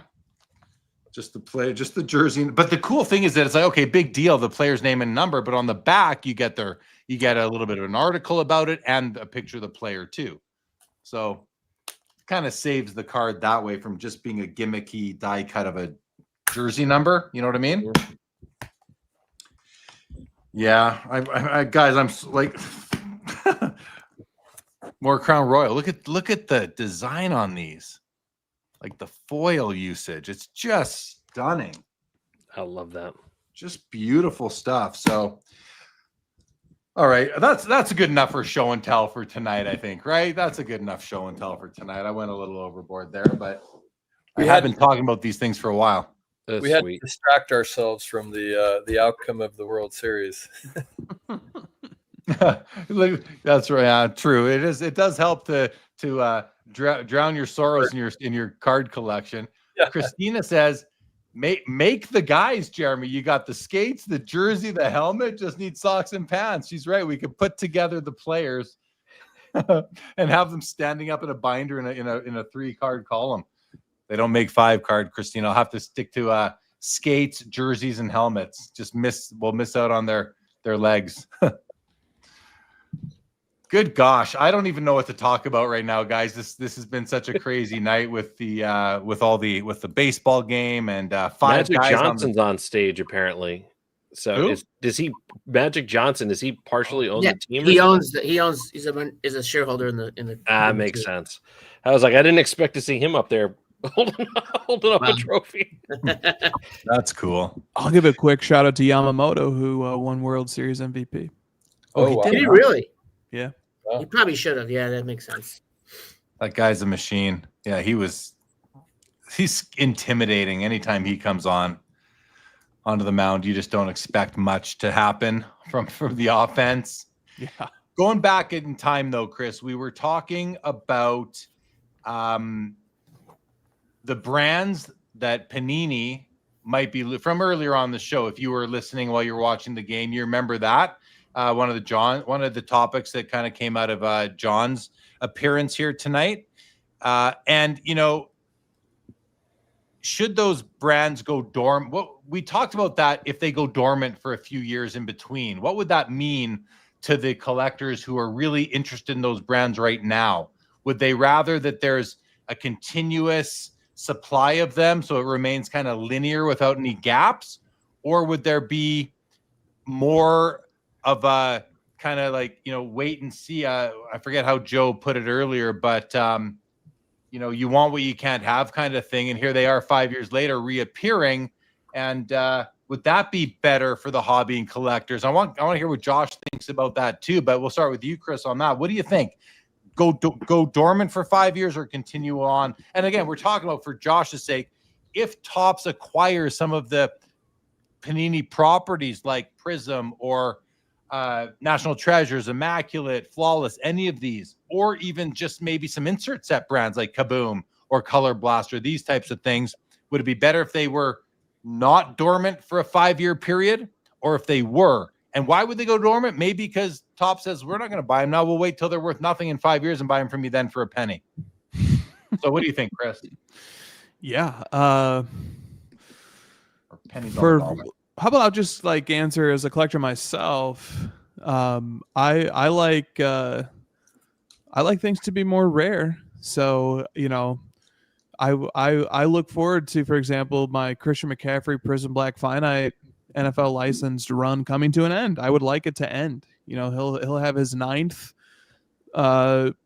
Prism Black Finite base set 1 of 1 come out in the coming months, and then the license transfers over in May, and that should be it. And I would be quite pleased if that ended and we get on to new things. I'll tell you this: I've been brought into this new Topps NBA release. I opened a few boxes of it with some friends the other day. Actually, that was yesterday. Liked it. I thought the presentation of the product was excellent. The foil that was used, the card stock, the design, the photography, I thought it was really nice. And I've already purchased a few PC cards from it, and I've got my eye on a few more. I think it's a pretty special product. This is, for a lot of players, this is their first ever fully licensed Fanatics card. This is their first fully licensed Topps card. So it's pretty neat for several of the players that I PC. So, I like it. I like the change. I like something new. I like having some new products to learn, new configurations to learn. It's stimulating. So I'm on team. Let's move on. Let's get this new. Let's get into these new Topps brands. They've got plenty of brands. They've got plenty of product managers. They've got plenty of IP, and sub-licensing is an interesting idea too, though. That was kind of mentioned earlier. And the only other thing I'll add is that there is something that they could gain by acquiring Panini that hasn't been mentioned yet, I don't think, or maybe I missed it, which is all those exclusive autograph deals and the WNBA stuff. Right now, Panini has exclusives with guys like Shai Gilgeous-Alexander and Luka Doncic and stuff, and those exclusive autograph deals would presumably come with. I'm assuming those contracts are transferable. They would presumably come with in the acquisition. So. Yep. We touched upon that quick. I noticed that Luka wasn't in the Topps basketball product right now, which I'm sure you noticed.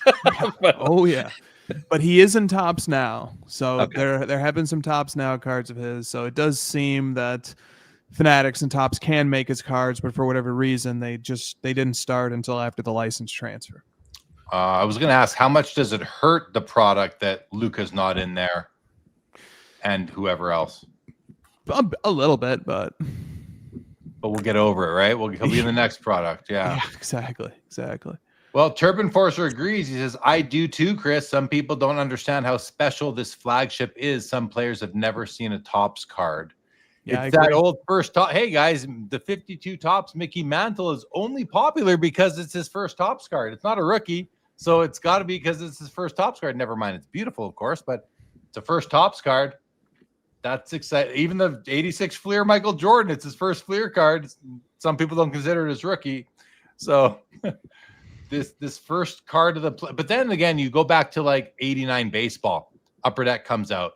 You've got the first Upper Deck card of so many players. Nobody cares anymore about those base cards from 89 Upper Deck. Too many of them. Too many of them. Is that going to hurt this Topps flagship basketball set, where it's like, who cares about this first Topps flagship? We care about the first high-end limited run serial numbered cards of these players, not the flagship. Depends how you collect. Pardon? Depends how you collect. Of course. But when you look at money values, because there's some people out there that think that money is not money, but the prices are what tell you what cards are most important. So when we're talking about important cards, they're going to sell for a lot of money. I guess what I'm getting at, John, is people who collect those cards to put them in their binders and do their sets, great. Doesn't mean that those cards are going to be worth anything. So we're getting to the values of them. When I say are we going to care about them down the road? By that I mean, are they going to be worth more than the price of shipping to get them to your house? Right. And that's, or are they going to fall the way of those first Upper Deck baseball cards and the first Upper Deck basketball cards? Nobody cares about those either. But that's what's strange to me too, though. Like, we look at this, like, let's take Cooper Flagg's rookie card out of the new one versus Steph Curry's rookie card out of the old Topps. You know, the Steph Curry card is insanely more expensive. And you could argue, as people would, well, yeah, he's an established career, all these kind of things. But at the same token, if you look at the way prospecting goes and a lot of these cards sell on day one when they haven't done anything yet, like let's look at all the Victor Wembanyama stuff last year.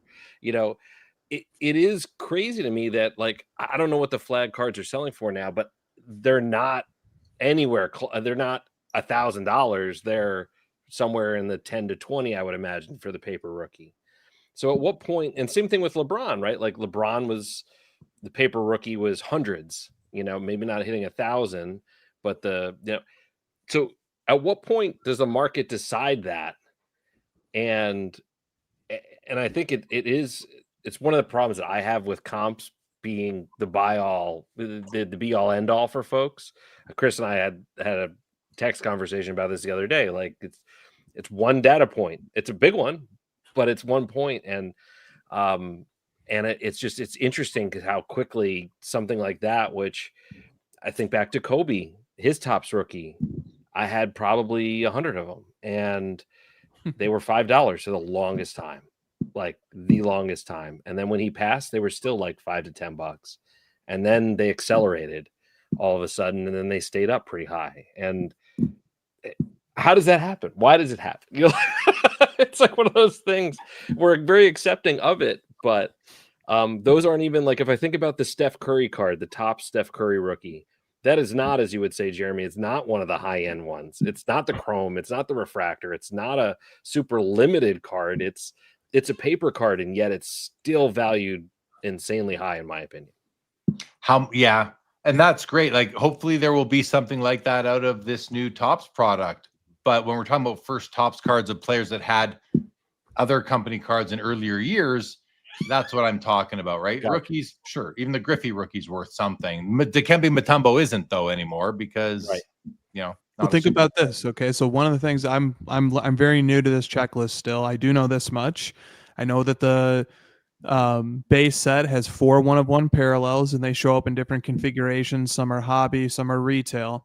One of the 1-of-1 parallels is this first off the press idea, where they just take the very first printed card of each of the players and just put a special 1-of-1 on it, indicating that this was the first one ever made. And so what about this? What if the 89 Upper Deck Ken Griffey, what if we knew for certain that there was one, what if one out there had a 1-of-1 stamp and it was the first Upper Deck Griffey ever made? You know, so like that for my PC players, I'm trying to get all 4 1-of-1s from the base set, but I really, really want that first one. Really, really so want cool. that. Yeah. That's a new sort of yeah, they didn't have that insert in your examples. Yeah. Yeah. They didn't have that number. They just had 1 million and they kept printing more. That's really cool. That reminds me of the Topps Now, where you can get like a special Topps Now card or something, right? I mean, it's just adding, it's not helping all the other copies of the card. It's helping It's just helping sell product, really, is all that is. But whoever gets that card has got a special card in their collection. I think that those cards are very special. I think that's super cool. Exactly. Absolutely. Yeah. What do you think of all this, Josh? Josh Adams on mute. It's very interesting. I don't buy new stuff, so I'm really out of my depth here. Like I have all the stuff I collect's been already made 30, 40 years ago. So I don't really have my finger on the pulse of the new stuff. Fair. How about you, Joe? What do you think about the new any thoughts on the new basketball? Oh, go ahead, Josh. I have a question, and this probably has been answered. Why is Topps making stuff now? Like, what happened? Like, why are they making new stuff now? Well, so they acquired the license, the exclusive license. Okay, there you go. Fair enough. Last month. Oh, nice. All right, cool. Thank you. Also, football. So football's coming. Yeah, football's coming in like March or April, and like Panini's done. They can't make officially licensed basketball or football cards anymore. You have to have known this, Josh. I don't follow this stuff. I mean, is Panini's done? Like they're out of business? They're done making licensed cards in those sports. Oh, yeah. Wow. Well, there's a big market for unlicensed material, as we know. Right. Yeah. Yeah. Well, they can do football for a few more months, but April comes and they're done with Turpin Forster confirms it's April. So yeah. That's cool. All right. Yeah. It is a wild sort of change, but we see these changes every so often in the hobby where licenses do move. But we'll see how long it's going to be until it happens again. Now, Upper Deck's got hockey locked up apparently forever, and now Topps has basketball and football locked up like forever. Whatever, 10, 20 years, who knows how long these? I don't think they made the term isn't public, is it, Chris? I think it is. I think it was said to be 20 years. Oh, 20 years. Okay, so there you go. Long enough for many of us not to think it's going to go on forever at this point.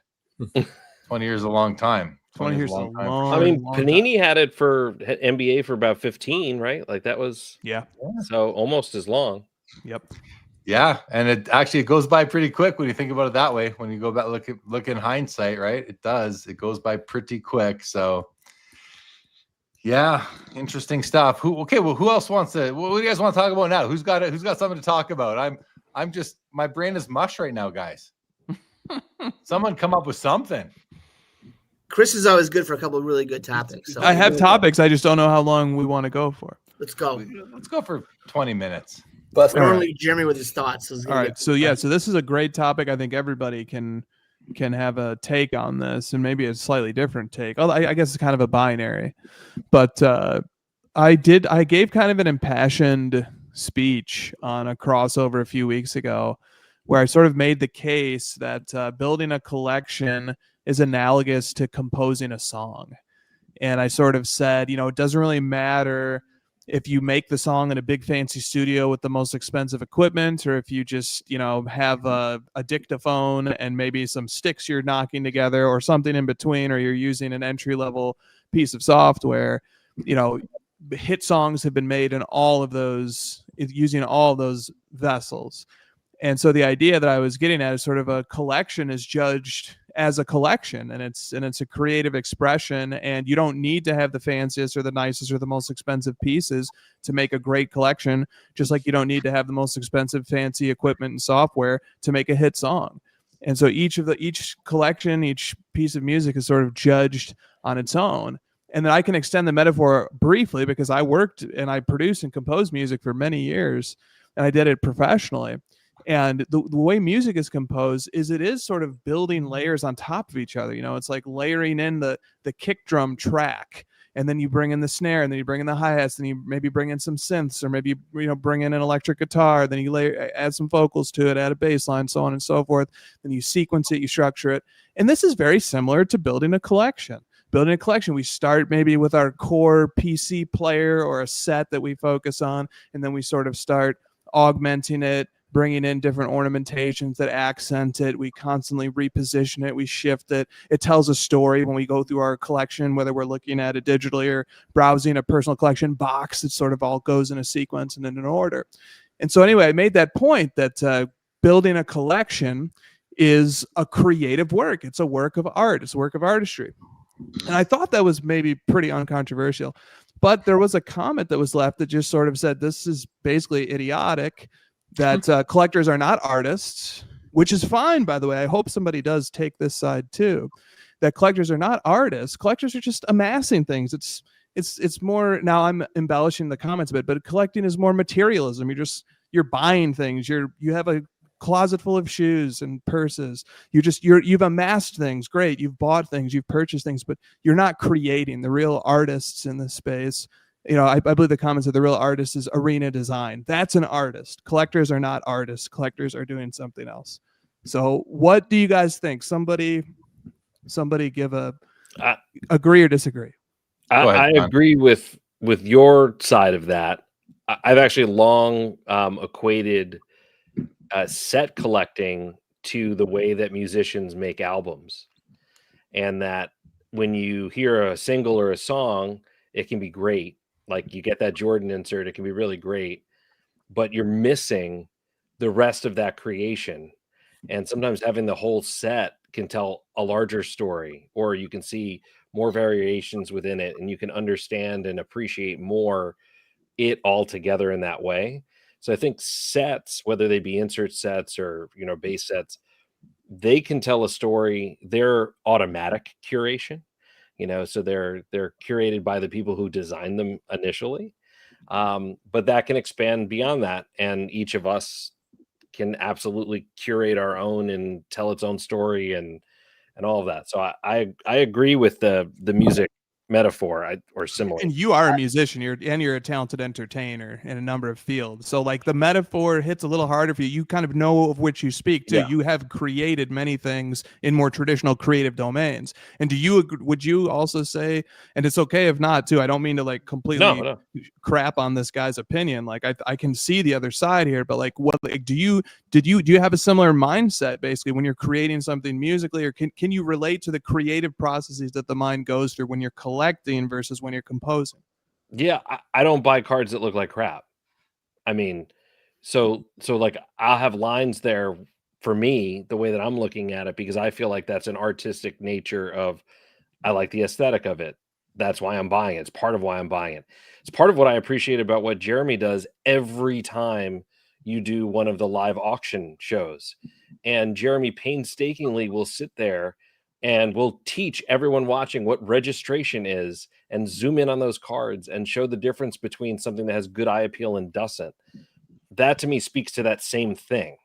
It's that aesthetic is important. It's something you said earlier too, Jeremy, about the fact that you would trade a 10 down to a 9, not that it would be a worse condition card that you were trading for, but that what you see in that card is still just as good.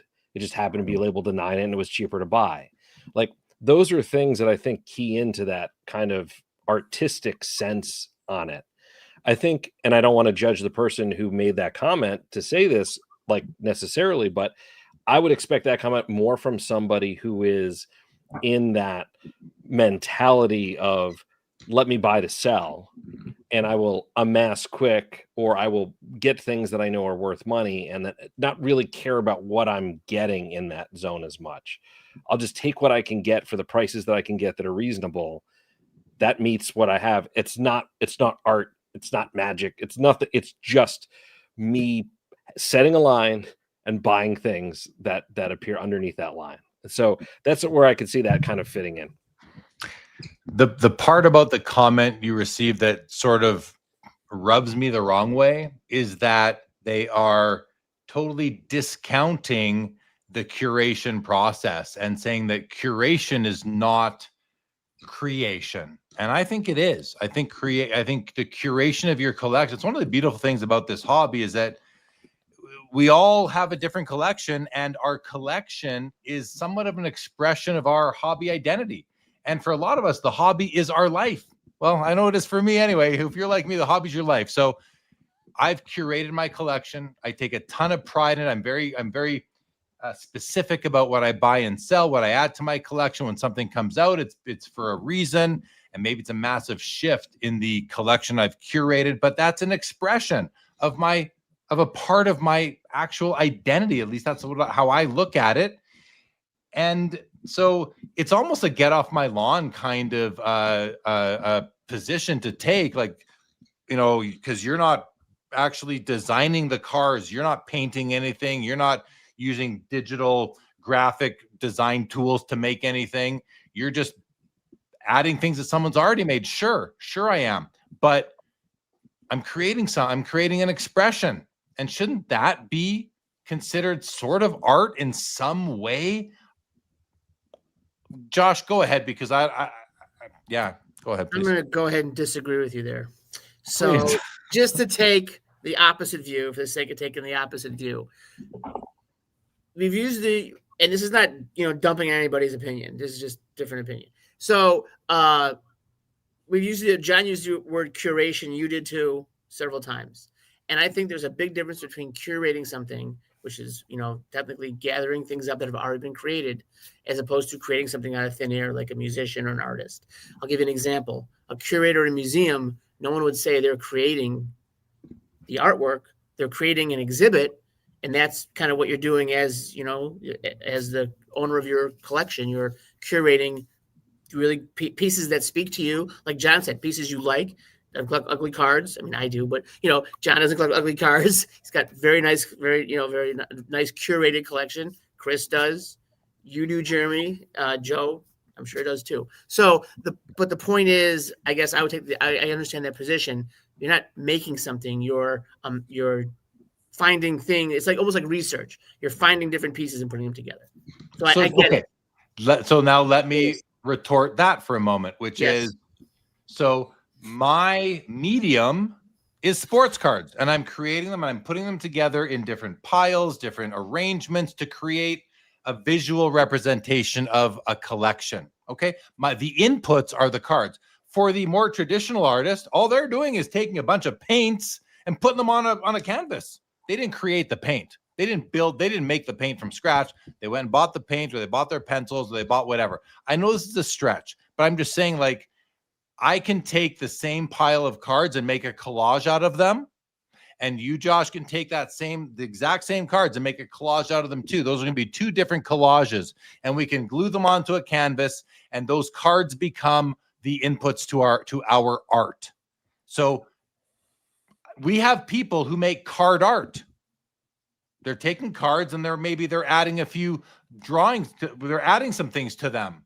That is even simpler, Jeremy. Your background and my background. We've created displays of those cards. Why can't the display be art? Because it takes creativity to do it. It does. You have to decide what cards belong. Just like when you're painting a painting, you have to decide what colors to use and where to put them on the canvas. The image is the image of all the cards together versus all the paints together. And listen, I don't care one way or the other if someone thinks it's art or not. I love my collection, whether you consider it to be art or not. I'm just for the sake, just like Josh is, for the sake of discussion, it's just kind of a fun topic. But what about you, Joe? Any thought? What do you think about this?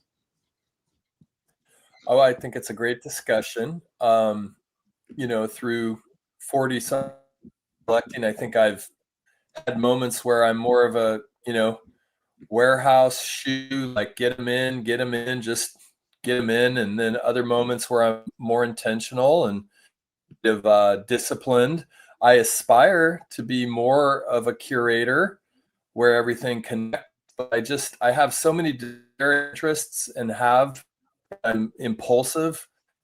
So, maybe the analogy is that I am a bit impressionistic, or I splatter paint on the canvas, and it makes sense, but in my own way of thinking, it's absolutely an artistic venture to identity and your own values and your own life experience.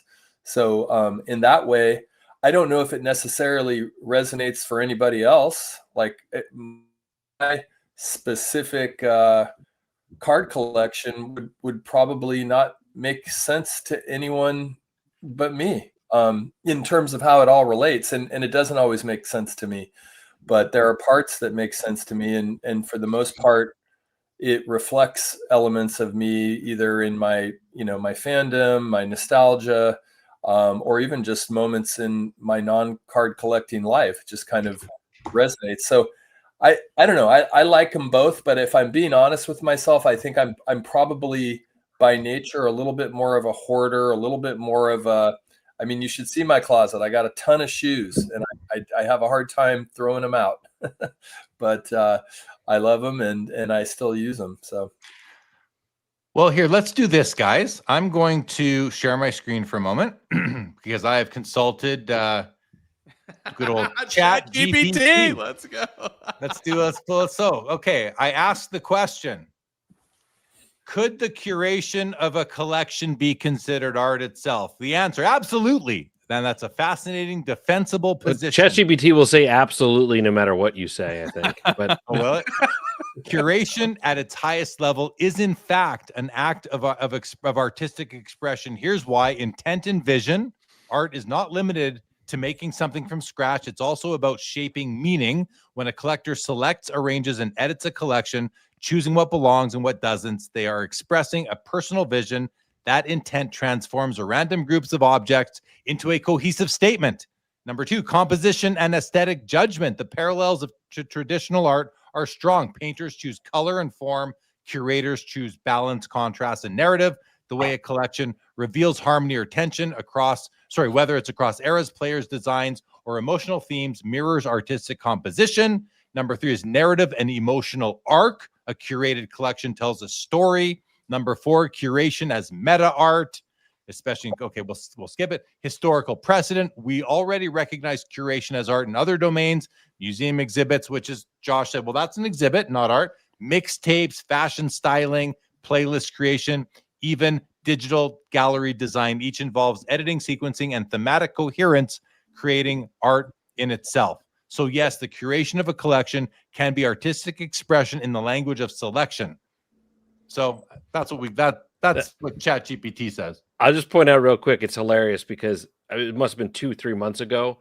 I equated a mixtape to a binder of cards. So it's hilarious to me because you have a finite amount of space to fill on a mixtape, and it was an art for, I think all of us were there back in the day, but in the 90s, like making tapes for people, like it was an art. You wanted to fill as much of that tape as possible and get as many songs in. And if you're throwing in some voice and stuff in the middle too, like that was an art form to get that done. And well, even think about your traditional DJs who are just using samples of other musicians' music and mixing it together to come up with their own songs. Are they really artists if they're not coming up with any original music themselves? They're taking other people's original music, mixing it together to come up with a new track. I don't know. There's some parallel. Again, I don't really care one way or the other here, but what I do care about is that I do look at my own collecting in the hobby as an expression of my hobby identity. Comes through, among other things, my card collection, and those other things being Sports Cards Live and my Instagram account and other things to come very soon. There's all these things, and so the collection, though, to me is an expression of identity. It's an expression, and whether or not that anyone thinks it's art or not, I don't really care. But I think it's an expression. Josh, why don't you come back with thoughts on all this? Two things. I don't know if you've ever seen a movie franchise called The Terminator, but we're relying way too much on ChatGPT and AI, and I'm not a fan. Number I two, could have gone to Google, Josh. You know what I mean. I know. Actually, that was it. That was the only thing I had. All right. All right, back to you, Chris. Great discussion. Great. I think I like how you, Jeremy, you went where I went in my mind, which was sampling. So sampling. So I think maybe there's an intuition that sort of goes like this. Like if you're not manipulating an instrument in a way that involves like lots of skill and practice and rehearsal, then maybe creating is a little strong. Maybe the right word is curating, and I can see where that point of view comes from. And I think also that that the sampling, right? Like sampling is like that's where we really, I think, find the overlap, because sample-based music involves taking pre-made clips from previously published pieces and integrating them together into something new.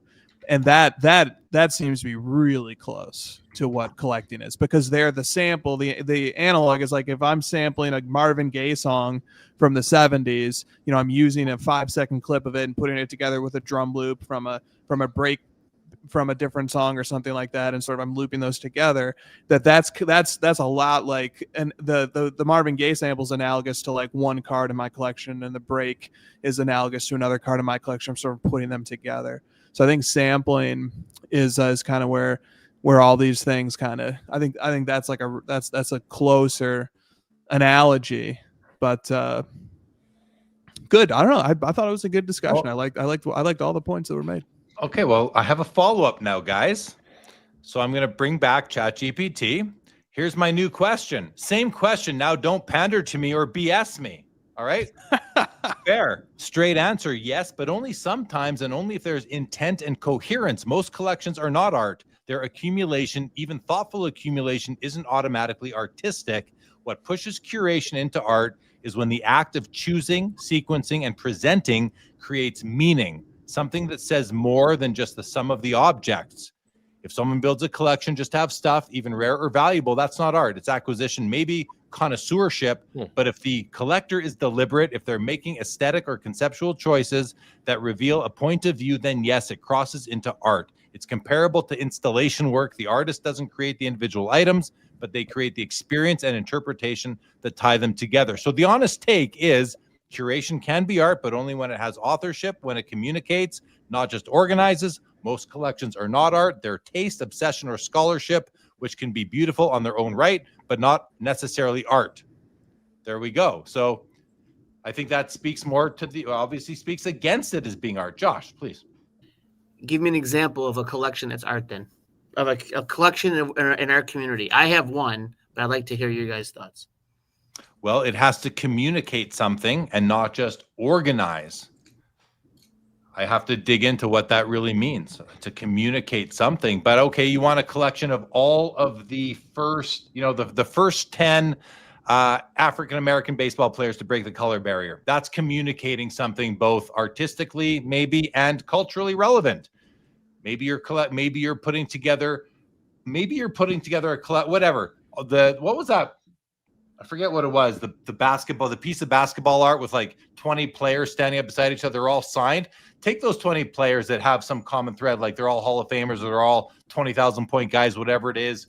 Get all their cards, put them in a frame, and put that frame on your wall. Is that not art at that point? You're communicating a few things there. Your love for basketball, all these Hall of Fame players, and they're beautiful together. I don't know. Is that art? Maybe. What were you thinking, though, Josh? You had a specific idea, you said. I was going to reference Marshall Fogel's collection. I mean, why is that art? Because have you ever seen an interview with him? I don't mean the ones that certain people have done recently. Why, because he keeps them in fancy felt-laden holders? I mean, who doesn't like a felt-laden holder? But I will say, I've heard him talk before. He does not only have cards, but then he has like bats for those players, and he has bats through the different decades, and they communicate the history of baseball. He has bats, he has gloves, he has programs, World Series programs. He's got certain things that curate the history of baseball. I think it's an impressive collection, more than the Hall of Fame.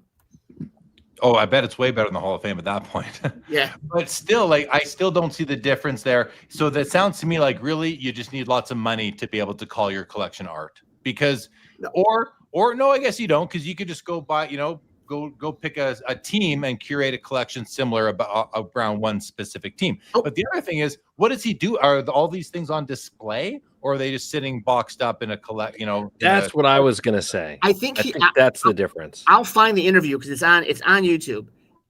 They're displayed in his home. I think he's in Colorado, but he's got a display in his home. I don't know if it's open to the public, but they're out in displays. There's actually a very nice display. But I would actually argue, Jeremy, it's about intent, because we can all look at different art and we can say that art sucks or that art's awesome. Mm-hmm. But at the end of the day, it's still art if someone had the intention of making it art.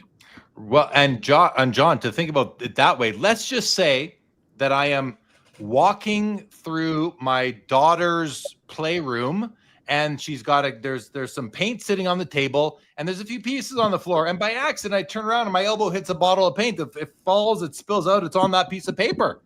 My intention wasn't to create art, but guess what, guys? I got art. But if you hang it up on the wall at that point, then your intention is it's art.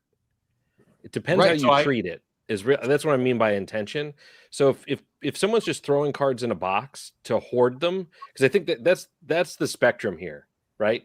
We have people that are just lost the word again, even though I used it a bunch of times before. I wish I knew you were going to curating. Yes, you have people curating on one end, and you have people hoarding on the other end. That's the spectrum. So if you're curating and your intention is to make art from this, I think that's when it should be considered art, because that's your intention with it is to create a collection, to make a statement, to tie things together. And the same can be said for someone who's looking to hoard the cards, who's looking that I think they're valuable, I want to throw them in a box, I want to keep them safe, and they're going to sit there. It's not about trying to make a message or create anything out of that beyond what's there. They just want to have what's there and have that be their property. So I think there's two different intentions. Yeah. It's Chris, another great topic that is just fun to think about.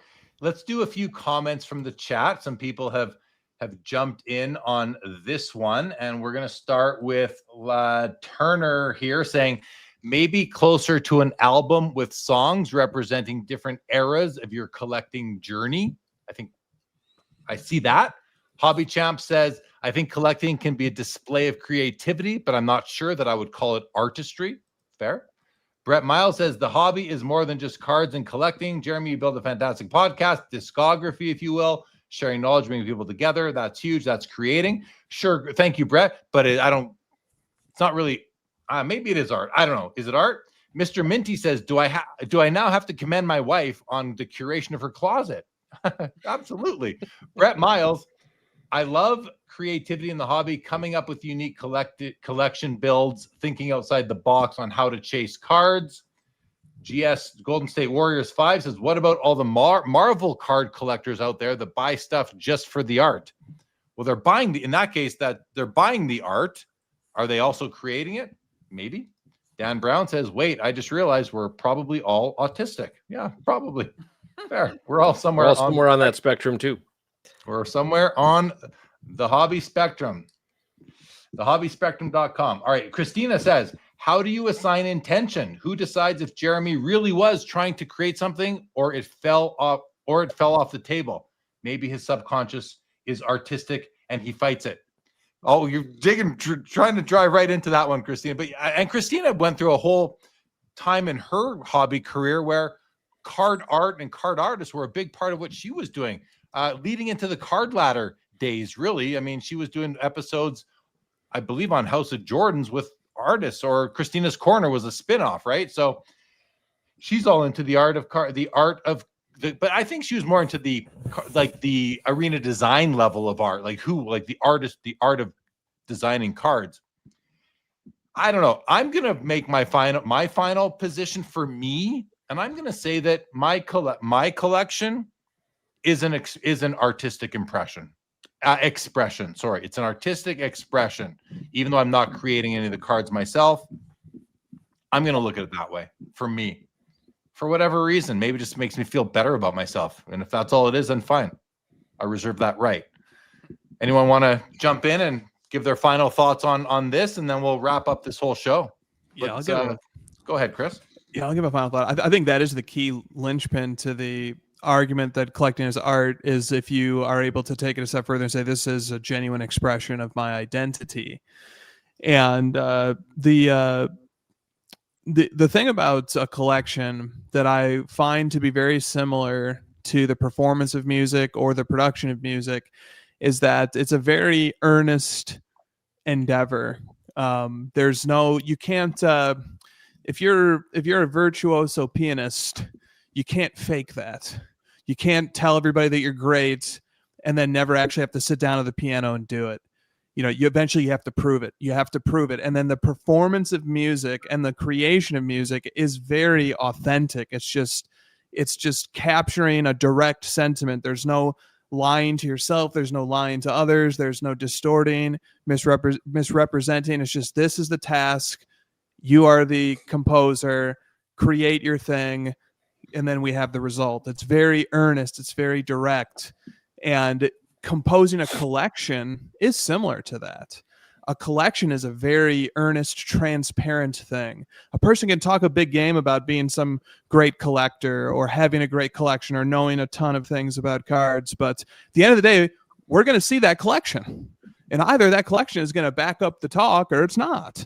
You can't fake having a great collection. Now, what is a great collection? Doesn't need to be valuable. Can be, doesn't need to be. That kind of goes back to my original metaphor. A great collection, just like a great song, can be made from the most sparse materials imaginable, or it can be made in a very elaborate, fancy fashion. But both contexts can produce a great outcome, a great final thing. Same thing with a collection, but a collection reveals all. The collection test. Yes, great. We've talked about cards. I've heard your opinion. Show me your collection. What does your collection look like? That is the ultimate test. That is the ultimate transparency. That is the ultimate reveal into who that collector is. And there can be great collections made in all sports and all genres at all value levels, but a great collection nonetheless. So that's kind of where I'll wrap up my thoughts on this topic there. Yeah. Thanks for sharing. Great thoughts. And as you're talking, I was thinking about these binders that I showed cards from earlier, that these binders came, like, I customized these binders and they were very much hand selected. Now, while I do sort of consider my collection to be an artistic expression, I don't consider myself to be an artist in that. So I don't know if that's where my current thought on this totally falls down and breaks, but I don't consider that to be the work of an artist. But I do consider that this album, once I finally whittle it down to its final form, I'll probably take these two albums, sell off half of it, and keep one binder filled with this stuff. And that's going to be the final expression of my collection of these cards. Still, with that said, I don't consider myself to be an artist when I do that. I consider myself to be a collector. So I don't know. I'm kind of talking in circles at this point, because how can you create something that is art without being an artist? And maybe because it's not art, maybe I have to come back to there and be, well, maybe it's just not art. But is there a difference between art and an artistic expression? Maybe there is a nuance there that allows for those both to be mutually exclusive. I don't know. Who wants to? Well, I would say maybe it's one or the other or both. Maybe it doesn't have to be that you define it as art, but that somebody sees it as art.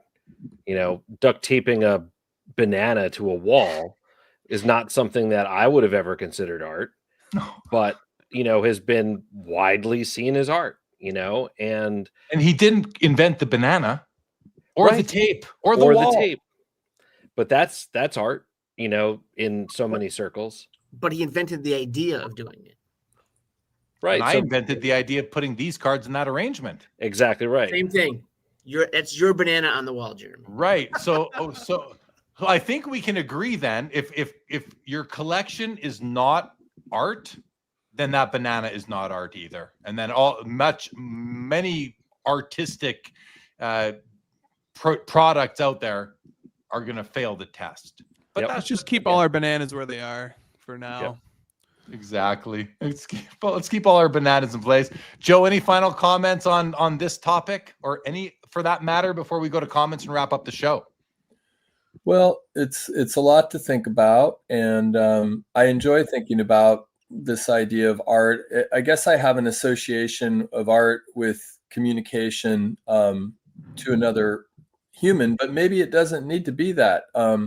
Maybe you're communicating with yourself. I think about like Dylan, Double D Vintage, and his backdrop, you know, his kind of very rich and curated collection that he displays on his YouTube. I definitely think that's artistic. And then I ask myself, is my collection artistic?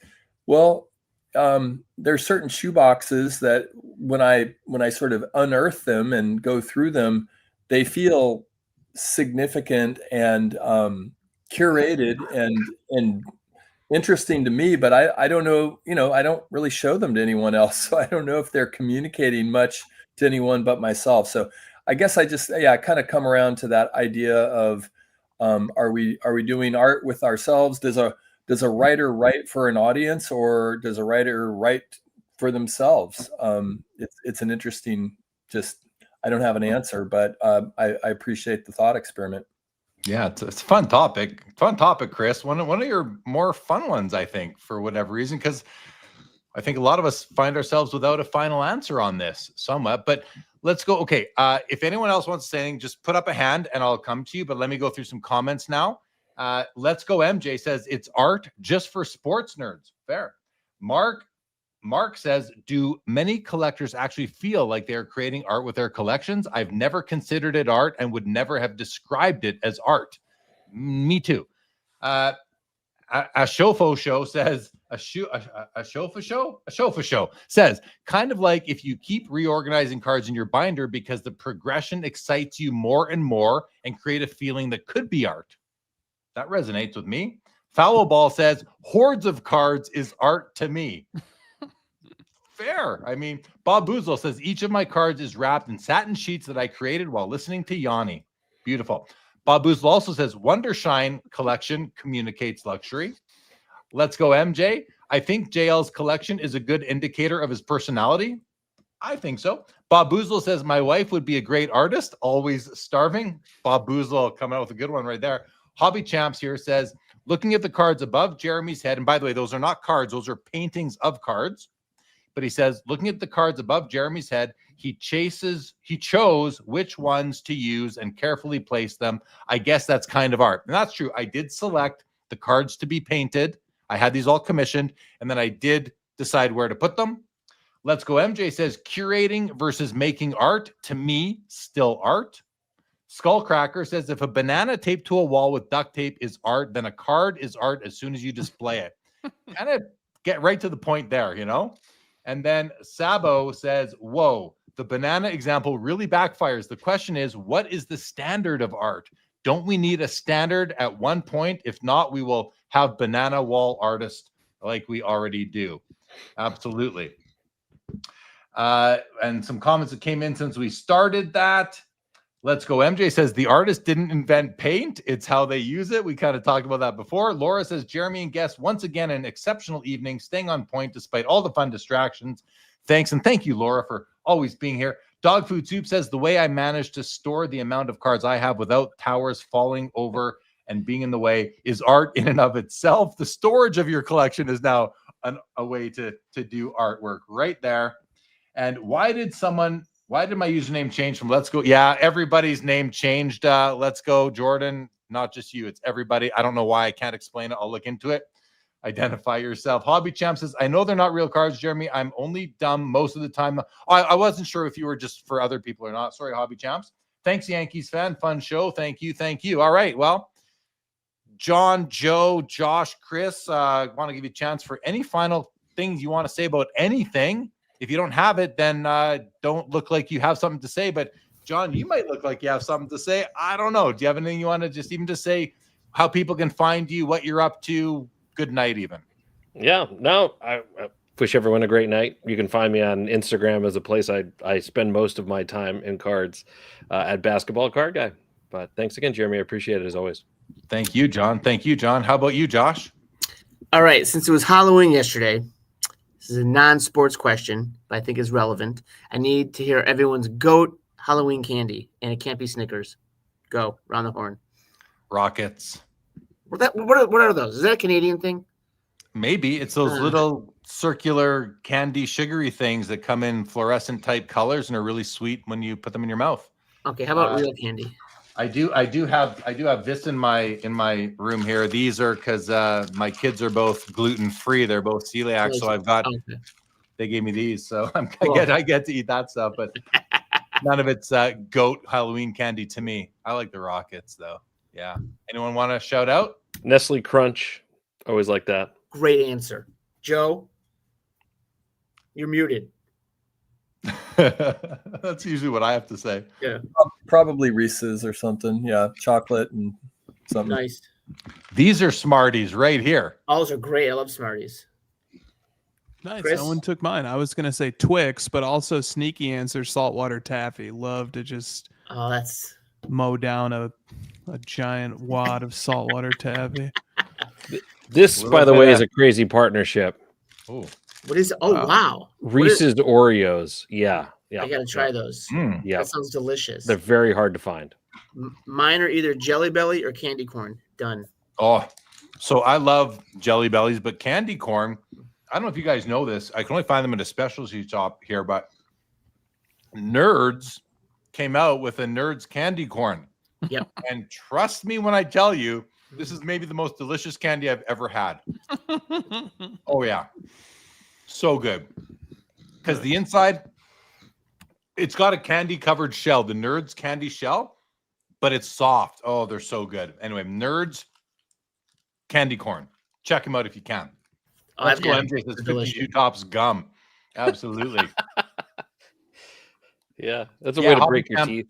Those other ones might be what you guys what are called Smarties in the States, and here they're called Rockets. I think you could probably Google it to find out. But yeah, Yankees fan also 50-year-old wax pack gum, Milky Way, Taste Waves from Mr. Minty, Reese from Mikey, chocolate caviar, never heard of it, from Bob Boozle. Brett Miles, thumbs down to Melba Toast. Yeah, I remember you used to get apples or even pennies back when I was a kid. People with pennies and nickels into your Halloween bag. Whatchamacallit from Terp Enforcer. Brett likes the Rockets too. Yes, it's Canadian Smart. He says, "Let's go, MJ." So there we back. I want to know how many times chewed sticks. Go ahead, John. I want to know how many times Terp Enforcer had to rewrite whatchamacallit to get autocorrect not to take that away. Right. Well said. Yes. I'd like to change my answer to sticks, to raw sticks. Raw sticks. Raw sticks. How about, do you guys, anyone like Kit Kat or Coffee Crisp? Kit Kat. Yep. Kit Kat. Kit Kat's good. Jeremy, save me one of those coffee crisps. I love those, and I can't get them down here. Can't get them. I'll bring them to Toronto for you. Done. I'll Thanks. bring them to Toronto. All right. Absolutely. They're Thanks. coming your way, buddy. All right, guys. Thanks for joining. This was fun. Thanks all four of you. This is the one time where I'm not thanking anyone who's left the show. Everyone who came on is still on the show. Joe pulled a 3.5-hour gig here tonight. He hasn't done one of those in months. John, been great to have you back. Everyone else is kind of a regular here, so it's good to have you as our And I have a special card guest show I tonight. got to leave for in like 4.5 hours. Okay, we're letting you off. We're letting you off the hook. Toblerone says, "Let's go, MJ." Fun stuff, guys. Thank you, everyone in the chat, for joining us. We're just going to end this one quick and easy, everybody.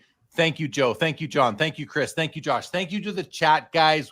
No show tomorrow night. I'll be back Monday with Sam Genova for Booth Mates. We're going to get excited for Expo, and no shows next weekend because I will be at the Toronto Expo, but we'll be back the week after. Check it out. Thanks, everybody, for joining. Have a great rest of your weekend. Change your clocks tonight. Don't forget, this episode, we'll just go to Chris. This episode of Sports Cards Live is now Over. Joe, you want to try? Over. And good night, everybody. Thanks for tuning in and being a part of the Sports Cards Live community. Don't forget to like, subscribe, and most of all, keep collecting. More great content to come. Sports Cards is a lifestyle.